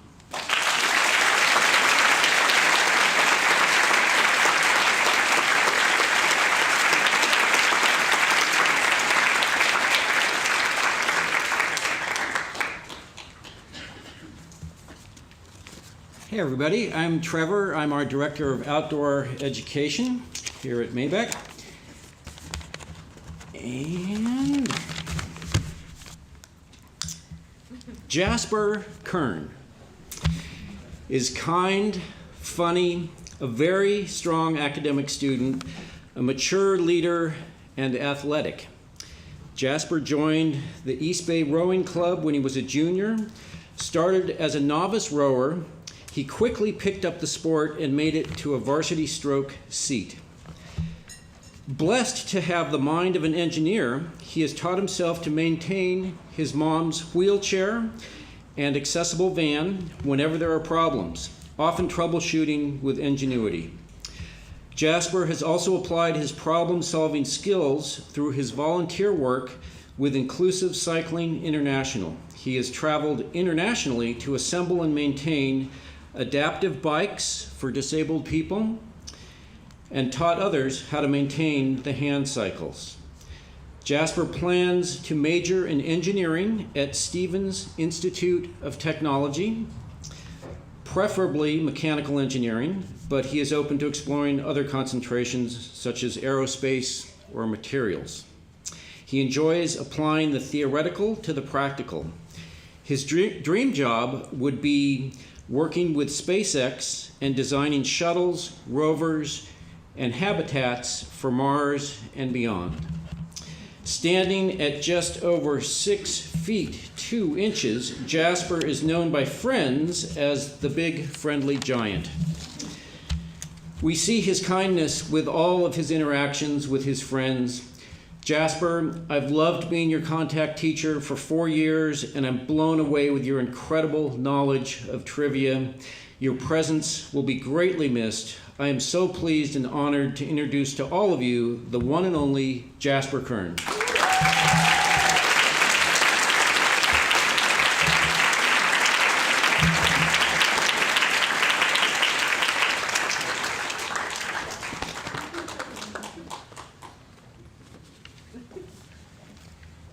In recent years, I'm thinking maybe not SpaceX anymore.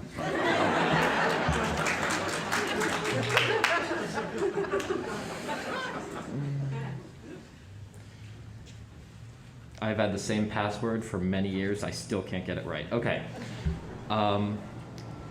There is so much I'd like to say, and really so little time to do so. This is it. This is what all this time has been leading up to. It's very exciting. I'll probably see a few of you on the East Coast, and I'll no doubt visit Maybeck again. There we go, that's better. But for all intents and purposes, our time together is at an end. I have so many people that I'd like to thank. my mom for being my main supporter and throughout my life, my extended family, aunts, uncles, grandparents for being sage counsel, my friends here at Maybeck who have made my time fun and funny, and the staff who have helped me become the smart, capable, college-ready person that I am today. Goodbyes are particularly hard for me. I don't love thinking about the inevitability of time or the endings it brings with it. So whenever I encounter a time for goodbyes, I always think back to a particular scene from The Office that is a goodbye moment between Jim and Michael. Shocking. I would say spoiler alert, but that episode has been out for 12 years, so if you haven't seen it, it's on you. Jim Halpert, quote, "You know what I think we should do? I think we should just save the goodbyes for tomorrow, at lunch." So to everyone I am leaving here today, why don't we save the goodbyes for tomorrow at lunch? Thank you.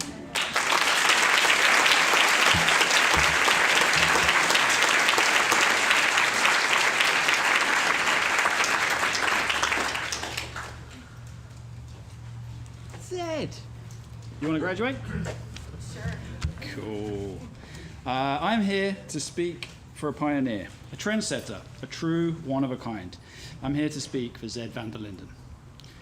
If you don't know Zed, that's unlucky for you. Zed is a leader, by example at all times, and oftentimes a leader in actuality with titles and powers and stuff like that. Zed is a doer. She gets things done, and whether it's a fundraiser, a D&D campaign, SAC Day, the yearbook, or something else, she manages to bring people along with her. This can be hard at high school. Zed knows this. But like I said, she's a leader. Zed is also a creator, a crafter with a capital C, an artist in many senses of the word. She knits, she sews, she paints, I think she draws. She probably does a whole bunch of other things that I don't know about. She is a researcher and a writer of already well-refined skills. In more than 10 years of teaching, she would definitely be in the running for having produced the most pages of notes, the most pages of writing of any student that I've ever taught. Top 5, definitely, possibly number 1. Zed is a teacher to those peers and those adults who care to listen, and to those who are watching.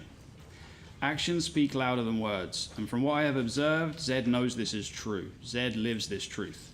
She sees a lot. She sees with clarity. She will be a force and a role model in some way or another. To use a couple of old-timey words that I think Zed would appreciate, she has gumption. She has moxie, like a lot of moxie. But more than that, Zed, you are as interesting as you are funny, as quirky as you are nerdy, and as capable as you are smart. You are one of a kind. My only advice to you is don't let the world grind you down as you fight the good fight. It will try, but it will fail. There will be, as you know, hard moments, but you are, as well as the things I mentioned above, strong and resilient. I'm going to miss you a lot here, but it's past time that you went out to make your mark. So come up, say what you got to say, and then get out of here.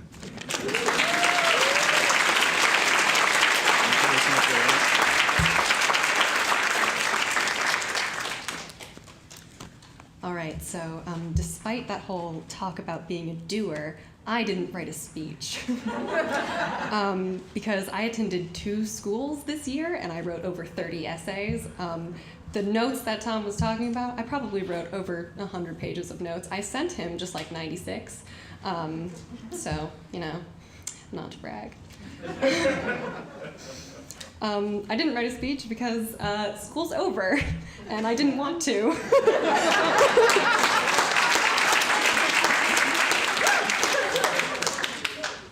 To put it simply, I'm tired.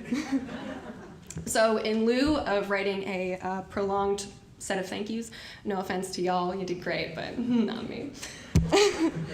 I figured, why reinvent the wheel? And I just pulled up Elwood's commencement speech from the end of the 2001 hit comedy, Legally Blonde. I tweaked it a little and called it a day, because I'm nothing if not a movie nerd. I hope you find it serviceable. On our very first day here at Maybeck High School, a very wise professor quoted Aristotle. High school is reason free from passion. Well, no offense to Aristotle. But in my 4 years at Maybeck, I have come to find that passion is a key ingredient to the study and practice of high school and of life. It is with passion, courage of conviction, and strong sense of self that we take our next steps into the world, remembering that first impressions are not always correct. You must always have faith in people, and most importantly, you must always have faith in yourself. Thank you.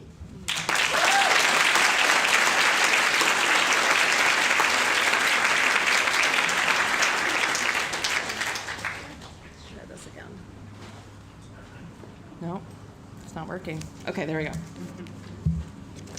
I'm gonna miss you all. Ugh. Okay. I'm gonna speak for Fern. Fern Hahn. Hello. Hi. Hi.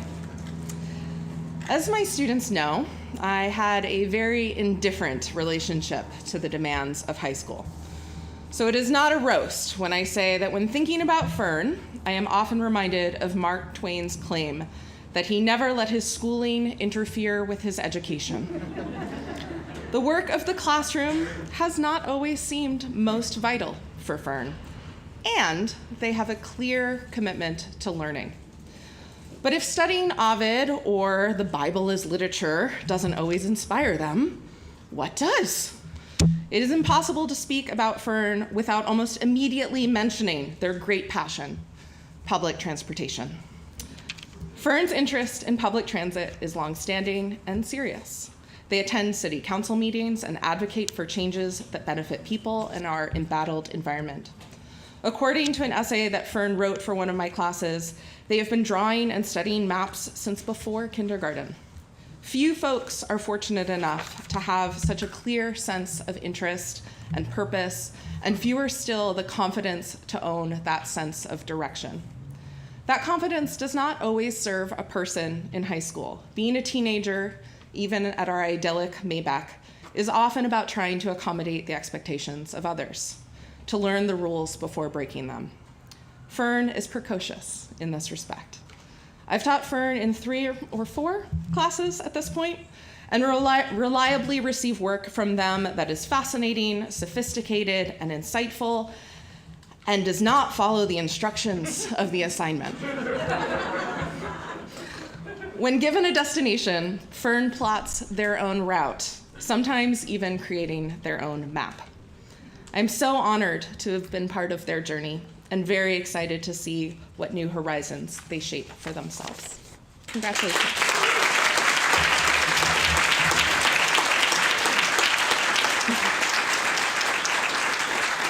Thank you so much. Incidentally, I also didn't write a speech, and it's for the same reason that Zed went over, so I'm just kind of here. In grade 10, I honestly did not believe that I would be able to finish high school. So the fact that I'm here is a lot to process, but I'm glad I'm here, and I have a lot of people to thank, and I won't name most of them. I'll just name groups. I'll thank my teachers, obviously, and my family. I'll thank the lunch group here at Maybeck. I'll thank the transit Twitter besties.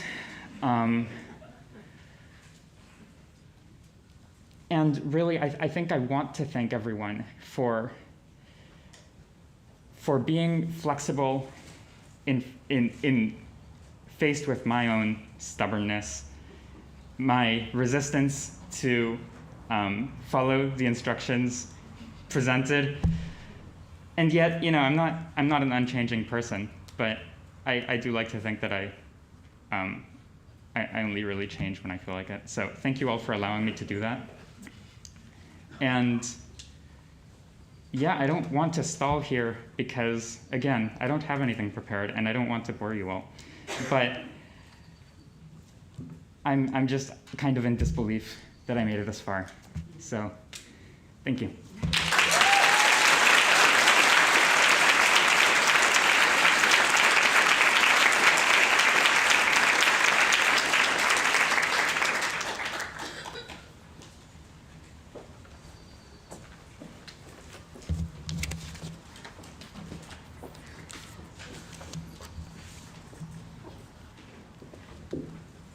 It's hard to believe that Viona has only been a part of our community for only 2 years.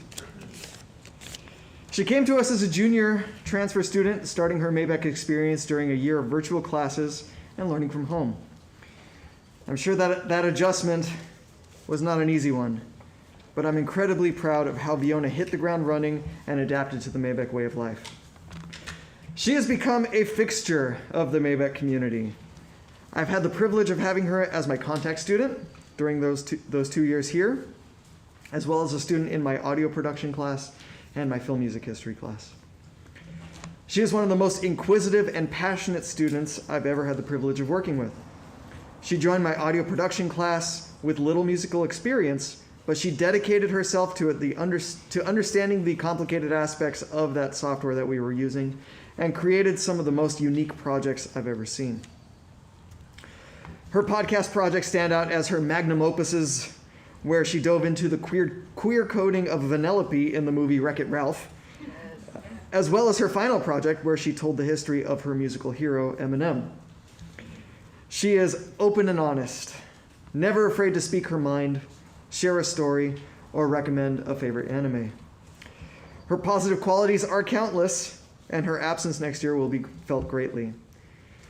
Viona, I can confidently say that you're going to make the best banana slug. You'll thrive in Santa Cruz.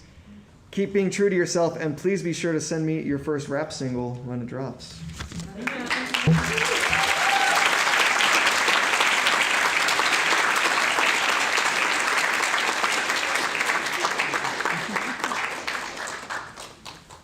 Oh, that's a lot of people. Hello. All right, so I couldn't fit it all into 60 seconds, so I wrote a rap. But real quick, I feel like I haven't said enough, so I really appreciate all of my family and friends. I didn't point it out as much in this rap, so I wanted to say that real quick. And thank you for my family for being here, and Jade. And heads up, there's going to be a lot of stuff no one really understands because I spent 2 years at boarding school, and there's going to be a few curse words. I know, I'm sorry if a meteor hits tomorrow. If it's the end of the world, I apologize for that. I'm joking. But, yeah. I finished this last night, so I'm going to be looking at my phone a lot. No offense to anyone, but yeah, all right. Damn, these 4 years have been pretty whack. I've been to boarding school and back and COVID. What's up with that? Even though I'm going and I'm not coming back. The last 2 years at Maybeck weren't that bad. Yeah, some people might scare me, but high school isn't scary. Sometimes the load was heavy, but I never got buried. Maybeck is supportive, and I've gladly gotten noticed, but before that, I never had a clear motive. Outside of Maybeck, shit went down. I swear I almost drowned, but I left with a gown, and even though boarding school was basically hell, I admit, I miss the people I knew very well. There's so many people that helped me get so far. My Maybeck homies, you know who you are. I also got Katie, other Katie, Sakara, and Bahar. You've all helped me so much to become who I am today. Hey, what can I say except I'm so grateful. High school was hard, but I've always stayed faithful. Life's been pretty abnormal with this boulder on my shoulders, and I've gone through hell, but it's partially over. Nothing will compare to these 4 years. I've cried all my tears while I've had to ask for ears, and I'm glad and gotten out, but not without a doubt, because I've cried so much that my eyes are in a drought. These 4 years have drained my brain through the drama and the pain, just sitting in the rain. I've probably went insane once or twice, and trust me, that will suffice. And now I'm moving on, and I'm glad I got older, but now I got a college portal, and I'm living on your soil. Yeah, shit is pretty whack, though, at least I know that for a fact. I could make it if I went through all of that. Yeah, time passes on, and shit moves along, and here I am, writing a dumbass song about the time that I've lived, the shits that I give, and I'm kind of impressed on how I've managed to write this. Now I'm spending 4 more years in Santa Cruz. I might get confused, but I know what to do, so I guess this is goodbye, class of 2022. I'm sorry. So I guess this is goodbye, class of 2022, and now I'll hand the mic back to you.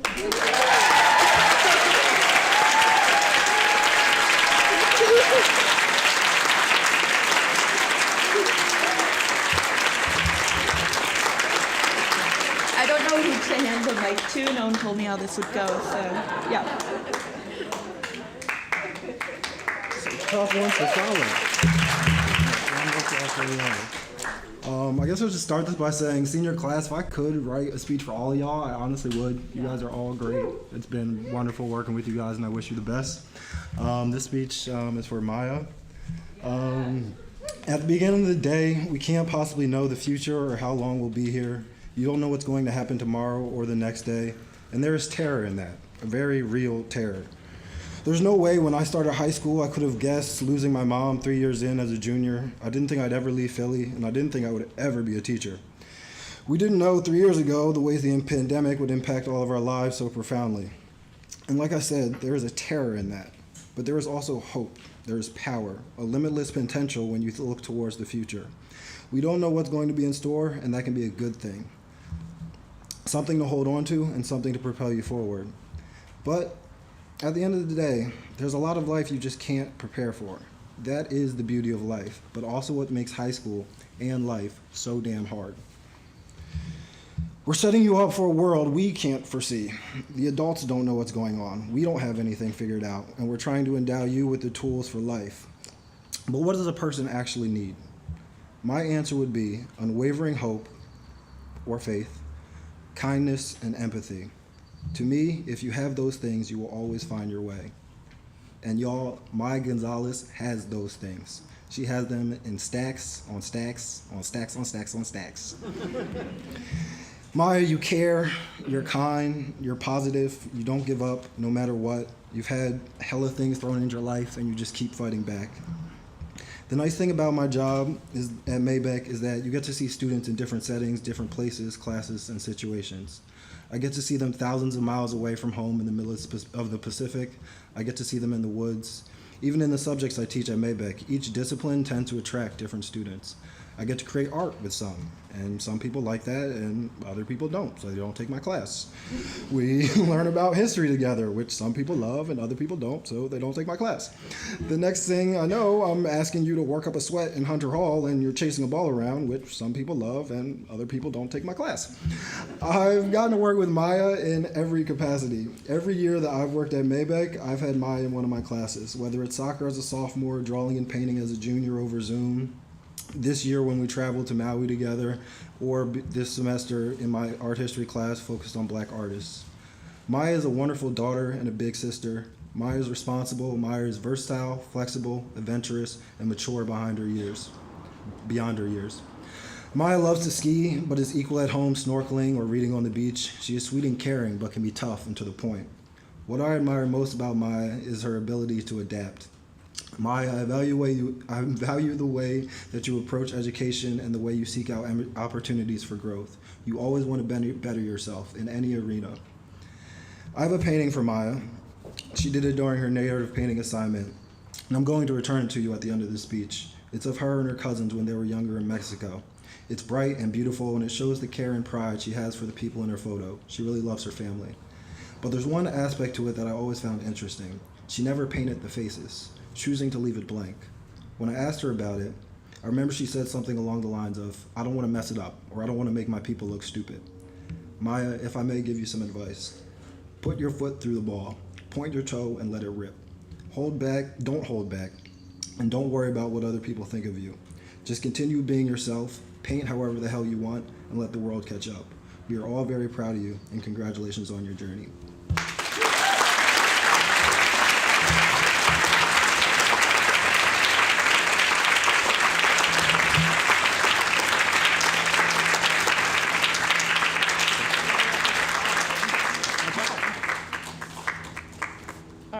So I only have a couple things to say. First, I want to say thank you to Jason for being the representation that we needed in this community and for just being there for us and just overall being the best teacher. And for Tom and Daniel, for who I would not have gotten through high school. And then for my friends who I would not have made this without.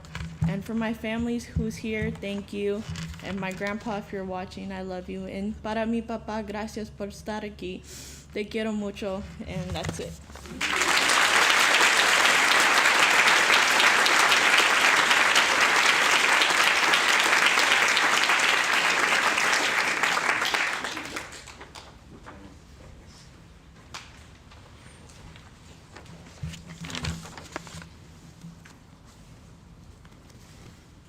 Hi, my name's Charlie Casey. I do tech and administrative support here at Maybeck.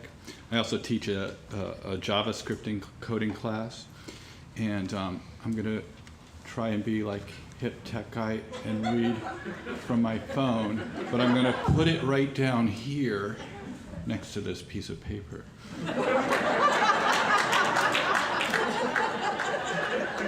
I'm really up here to standing to speak for a great student, Declan Mintz. I know Declan Mintz most notably from the coding course that he took this year, that I taught this year. And though coding may seem like a dry subject matter to some, I assure you that Declan used his coding skills in very creative ways. He took the coding skills he learned to a higher level and was able to produce impressive projects that could be viewed more as art, really, than straight dry coding. But Maybeck's a small place, and we all know each other quite well. It's part of the beauty of this school, and I hope you get the sense of that today, this afternoon. And I've watched Declan grow over the years that he's been here.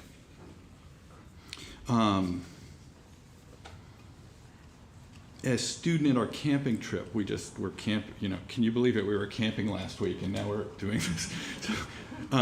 Here we are, and a student at our camping trip last week spoke about a time in her English class when she was sharing thoughts on the paper she was writing with the class, and that Declan's comments and feedback were spot on and the most helpful of any of the comments she received from her peers that day. He's a kind, thoughtful, insightful person. Another example of Declan's kind character is that he worked at a homeless shelter. I've just learned this myself, in Southern California, serving as a treasurer and documenting donations. So that role included organized focus and for a great cause. So great Declan.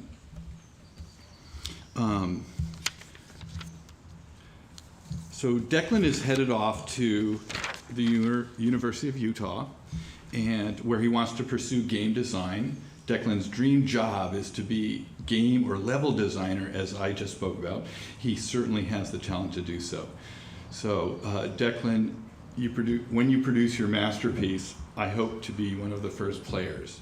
And I can confidently say, speaking on behalf of myself, but also for the staff, that we wish you well and congratulations.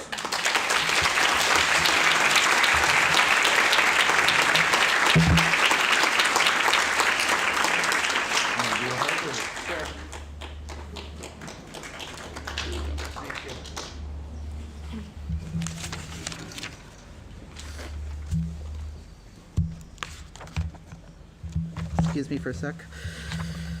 Okay. I wasn't really expecting this speech to come so soon. If I'm going to be completely honest, I think I've...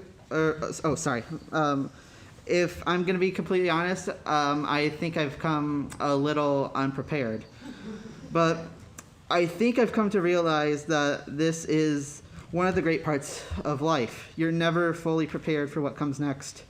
I should have realized this earlier because it sort of happens all the time. Like you could study all night for an exam and then be dumbfounded by that one question near the end.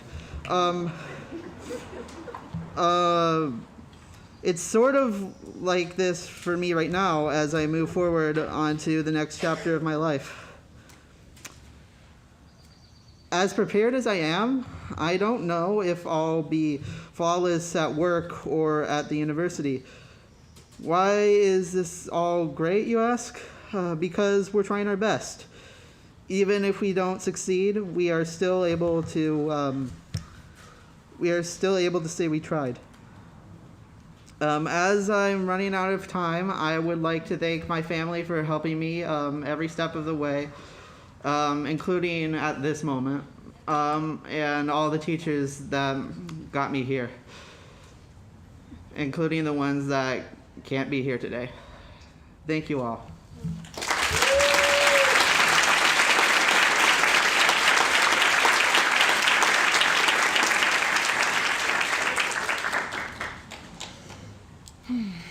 Hi again. supposed to share the honor of speaking for the remarkable Niccolo Sabelli with Ari Carr, our Director of Equity and Inclusion. Ari cannot be here today, but I will be reading some remarks on her behalf as well as my own. I will begin with my own words. Noble, erudite, wise, devoted. These feel like old-fashioned words and ideals, and there is something about Nico that's not quite of our time, as though he time traveled out of one of his historical fiction stories. And yet, he is also profoundly of the present moment, fully inhabiting the world he's in. As Nico's teacher, I've been impressed not only by his intellect and creativity, but how fully he engages with the work of high school. He does not seem aware of the option to phone it in. His love of learning and creating shines through all of his work, and I am honestly inspired by his creative fervor. I'm grateful that we've shared this time and place, and I cannot wait to read his future novels. Perhaps one day I'll have the pleasure of teaching some of Nico's work. I hope so. Ari writes, although I haven't known Nico for long, I am lucky to have gotten to know him during my first year at Maybeck. Because to know Nico is to know a kind soul who cares for others. To know Nico is to know an advocate and an ally. He speaks up for things when they don't feel right, not just for himself, but for others. He's not afraid to use his voice, even when it's difficult, even when he's giving you harsh truths tinged with sarcasm. To know Nico is to know someone who makes you feel included and accepted, someone who brings people together. To know Nico is to know an organizer and a leader, a person brimming with ideas to put to action. Nico almost makes me wish I could redo high school, just so I could be more of my authentic self, just as he is every day. Nico, you inspire me, and I hope that you always find a place for your passions and interests, that you always find love, acceptance, humor, and inspiration, no matter where you are. Congratulations.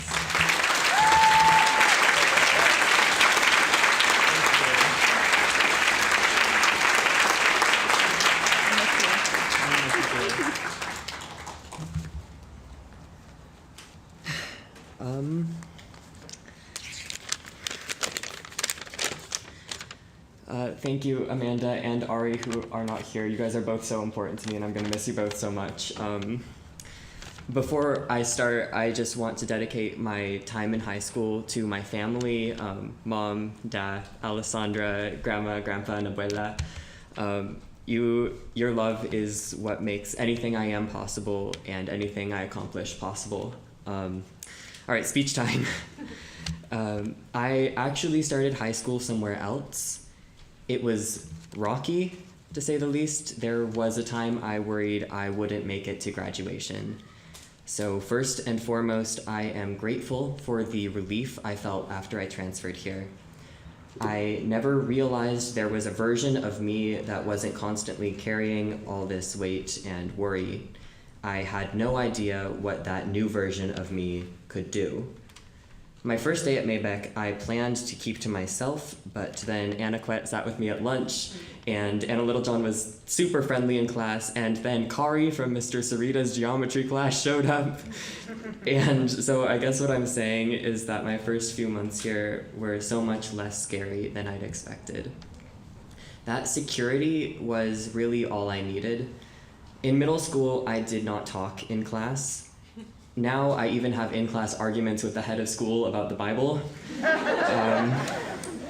I was too afraid to go to a single GSA meeting, and this year I led the group. So if someone had told me when I transferred in that I would become a peer mentor and student ambassador, join debate, start a club, lead an affinity group, and co-lead the student activities committee, all voluntarily, I couldn't have imagined it. But thanks to my family, my friends, and this amazing faculty, both the people here and the people who are not here, I did it.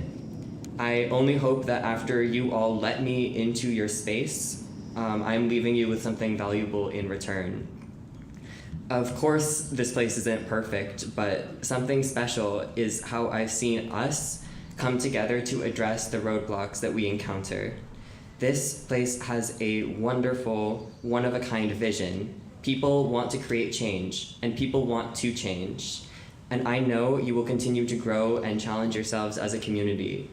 My wish is for all of you to continue to care for each other and lead with kindness, because take it from me, a little care can completely change the course of a life. Thank you.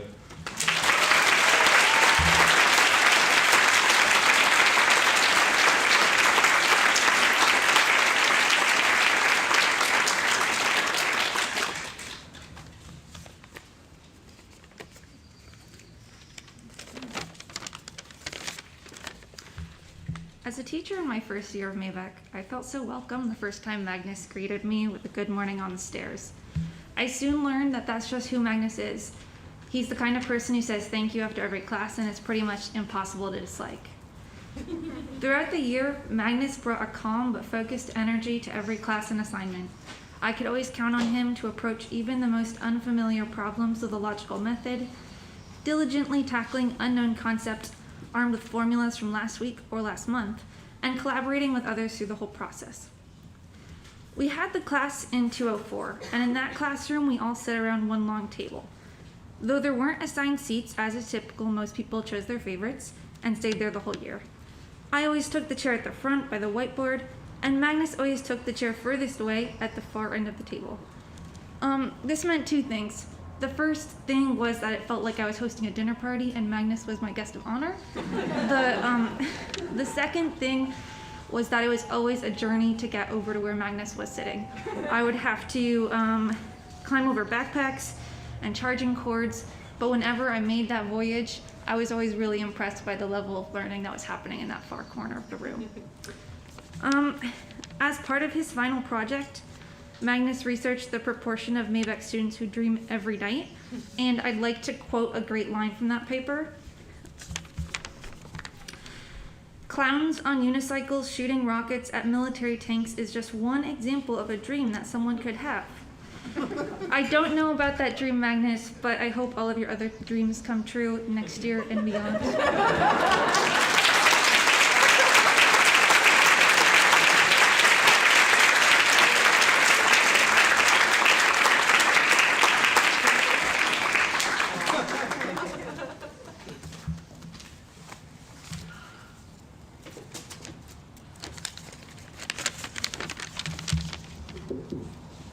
Hello, everybody. If I had my way, I would talk about everything my mother has done for me for a long time. I believe she deserves the most appreciation. However, I only have a minute, so I'll try to make it brief. My mother taught me what it means to be educated. She also taught me how to achieve my goals in life, how to handle stress, and so much more. I am so thankful for her as both a mother and a teacher. Of course, I am also very thankful for my dad, who has been an amazing father. He has opened up doors for me that will help me in my life for years to come. I've been lucky to have such wonderful parents, even through tough times. I'm grateful to my grandmother, who let me and my mom move in with her when we moved back to California. We brought 4 pets with us, and that's an amazing thing for her to deal with. It's been amazing having Nurse Nana always around to remind me to eat my vegetables. They didn't make me grow, though. I would like to thank the people who came from near and far to see me graduate today. My best friend Elijah flew 3,000 miles to be here today, and my girlfriend Sage flew 1,700 miles to be here today, when they could have just pretended to watch the stream. My grandfather is in his 90s, so even though he lives locally, it probably felt like he traveled thousands of miles. He is the person we all admire for his genius and amazing attitude about life. Thank you to his wife, my other grandmother, for always supporting me. My uncle and his girlfriend are here. I need to acknowledge that my Uncle Tyler helped me with many elementary school projects that I wouldn't have done otherwise, such as my leprechaun trap and Pinewood Derby car. Thank you, Maybeck teachers and students, for being so welcoming to me this year. I'm grateful I got to finish high school at a school like Maybeck. Finally, I'd like to thank my brother, Marcus. I yell at you a lot for messing with my stuff, You get it dirty and lose things all the time, but I'm very thankful to have you in my life. You are one of a kind, and I'm proud to call you my brother. Thank you, everyone.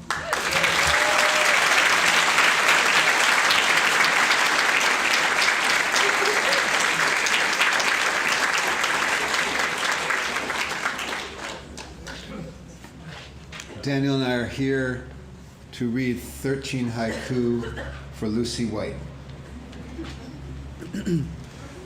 Lucy, an artist, sitting in stone-cold silence. Tattoos speak her mind. Lucy, Lucy, Lou. I am not good at math either. Lucy, Lucy, Lou. Lucy, diligent, dependable, deadpan. Zoom call, always on time. Where there is a sun and a street leads out of town, there is a Lucy. Asked what's on her mind, without looking up, replies, capitalism. Once Lucy looked down, the world falls into shadow, waiting for her grin. Inscrutable, imperturbable, inimitable, Lucy White. Empathy and peace, selflessness and honesty, equity dream. How many syllables are in Destruction of the Patriarchy? The haiku before was a Lucy worldwide wish of what to work for. A vision, New York. She's perhaps a journalist. 8 million stories. Walking, talking, still, Lucy makes a day better. She does not yet know.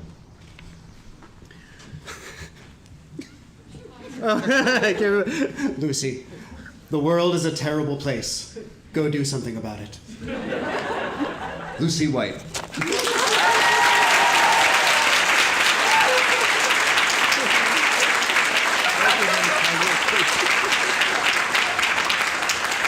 Okay, I'm gonna keep this short and sweet and just say thank you to my family and my friends and the teachers who have helped me and supported me these last 4 years. Thank you.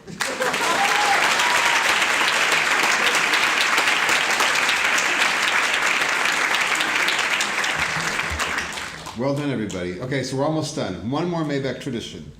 For the very first graduating class of Maybeck High School, graduates were given native California trees or shrubs to plant as a testimony to nurturing the earth. So Trevor Crawley is going to today speak about that tradition. Trevor.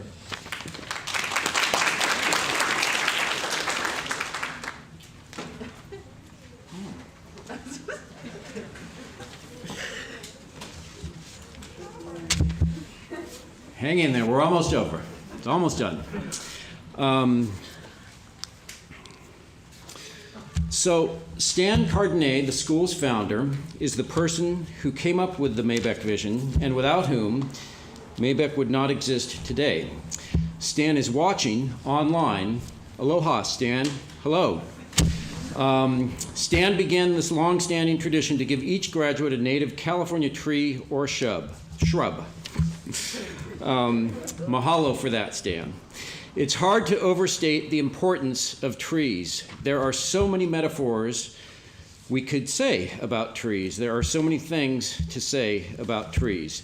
Trees were used to create the first bridges. They're used to make boats, houses, furniture, etc. There's an old Taoist saying that goes something like this: when's the best time to plant a tree? And the answer is about 20 years ago. Well, about 25 years ago, and probably 30 years ago now, I would say, a Maybeck graduate planted their tree right across the street on Forest, long before we were in this space. It's right across the street over there, and it's huge. So very, very cool. Of course, some graduates, including myself, I think let my tree die. So please Make sure you pick the right tree. Some of these trees will, grow over 200-300 feet tall, and others will stay nice and small. So make sure you pick the right place and take care of it. Yeah. Congratulations, and make sure you leave today with a tree. Thank you.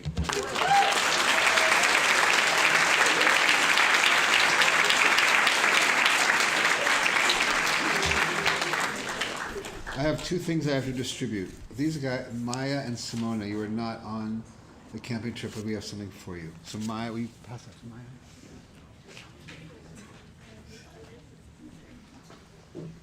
All right, it's been an afternoon, and you all, this has been amazing, just to watch you and hear your words, and we've come to an end. So, one last time, will you all stand up as a group, and let's just congratulate them all.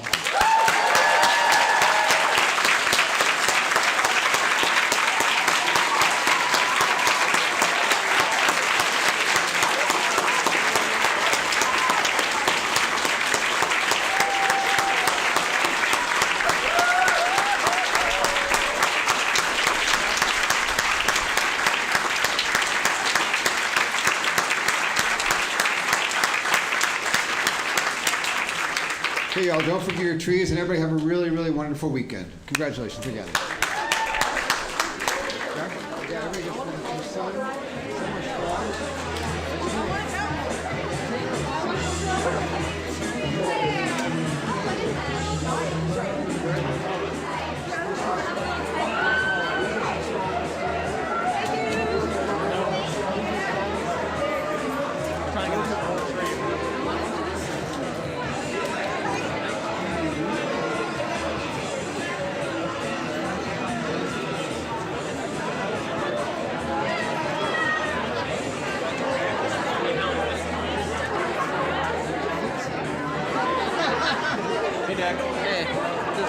I'm just gonna say goodbye to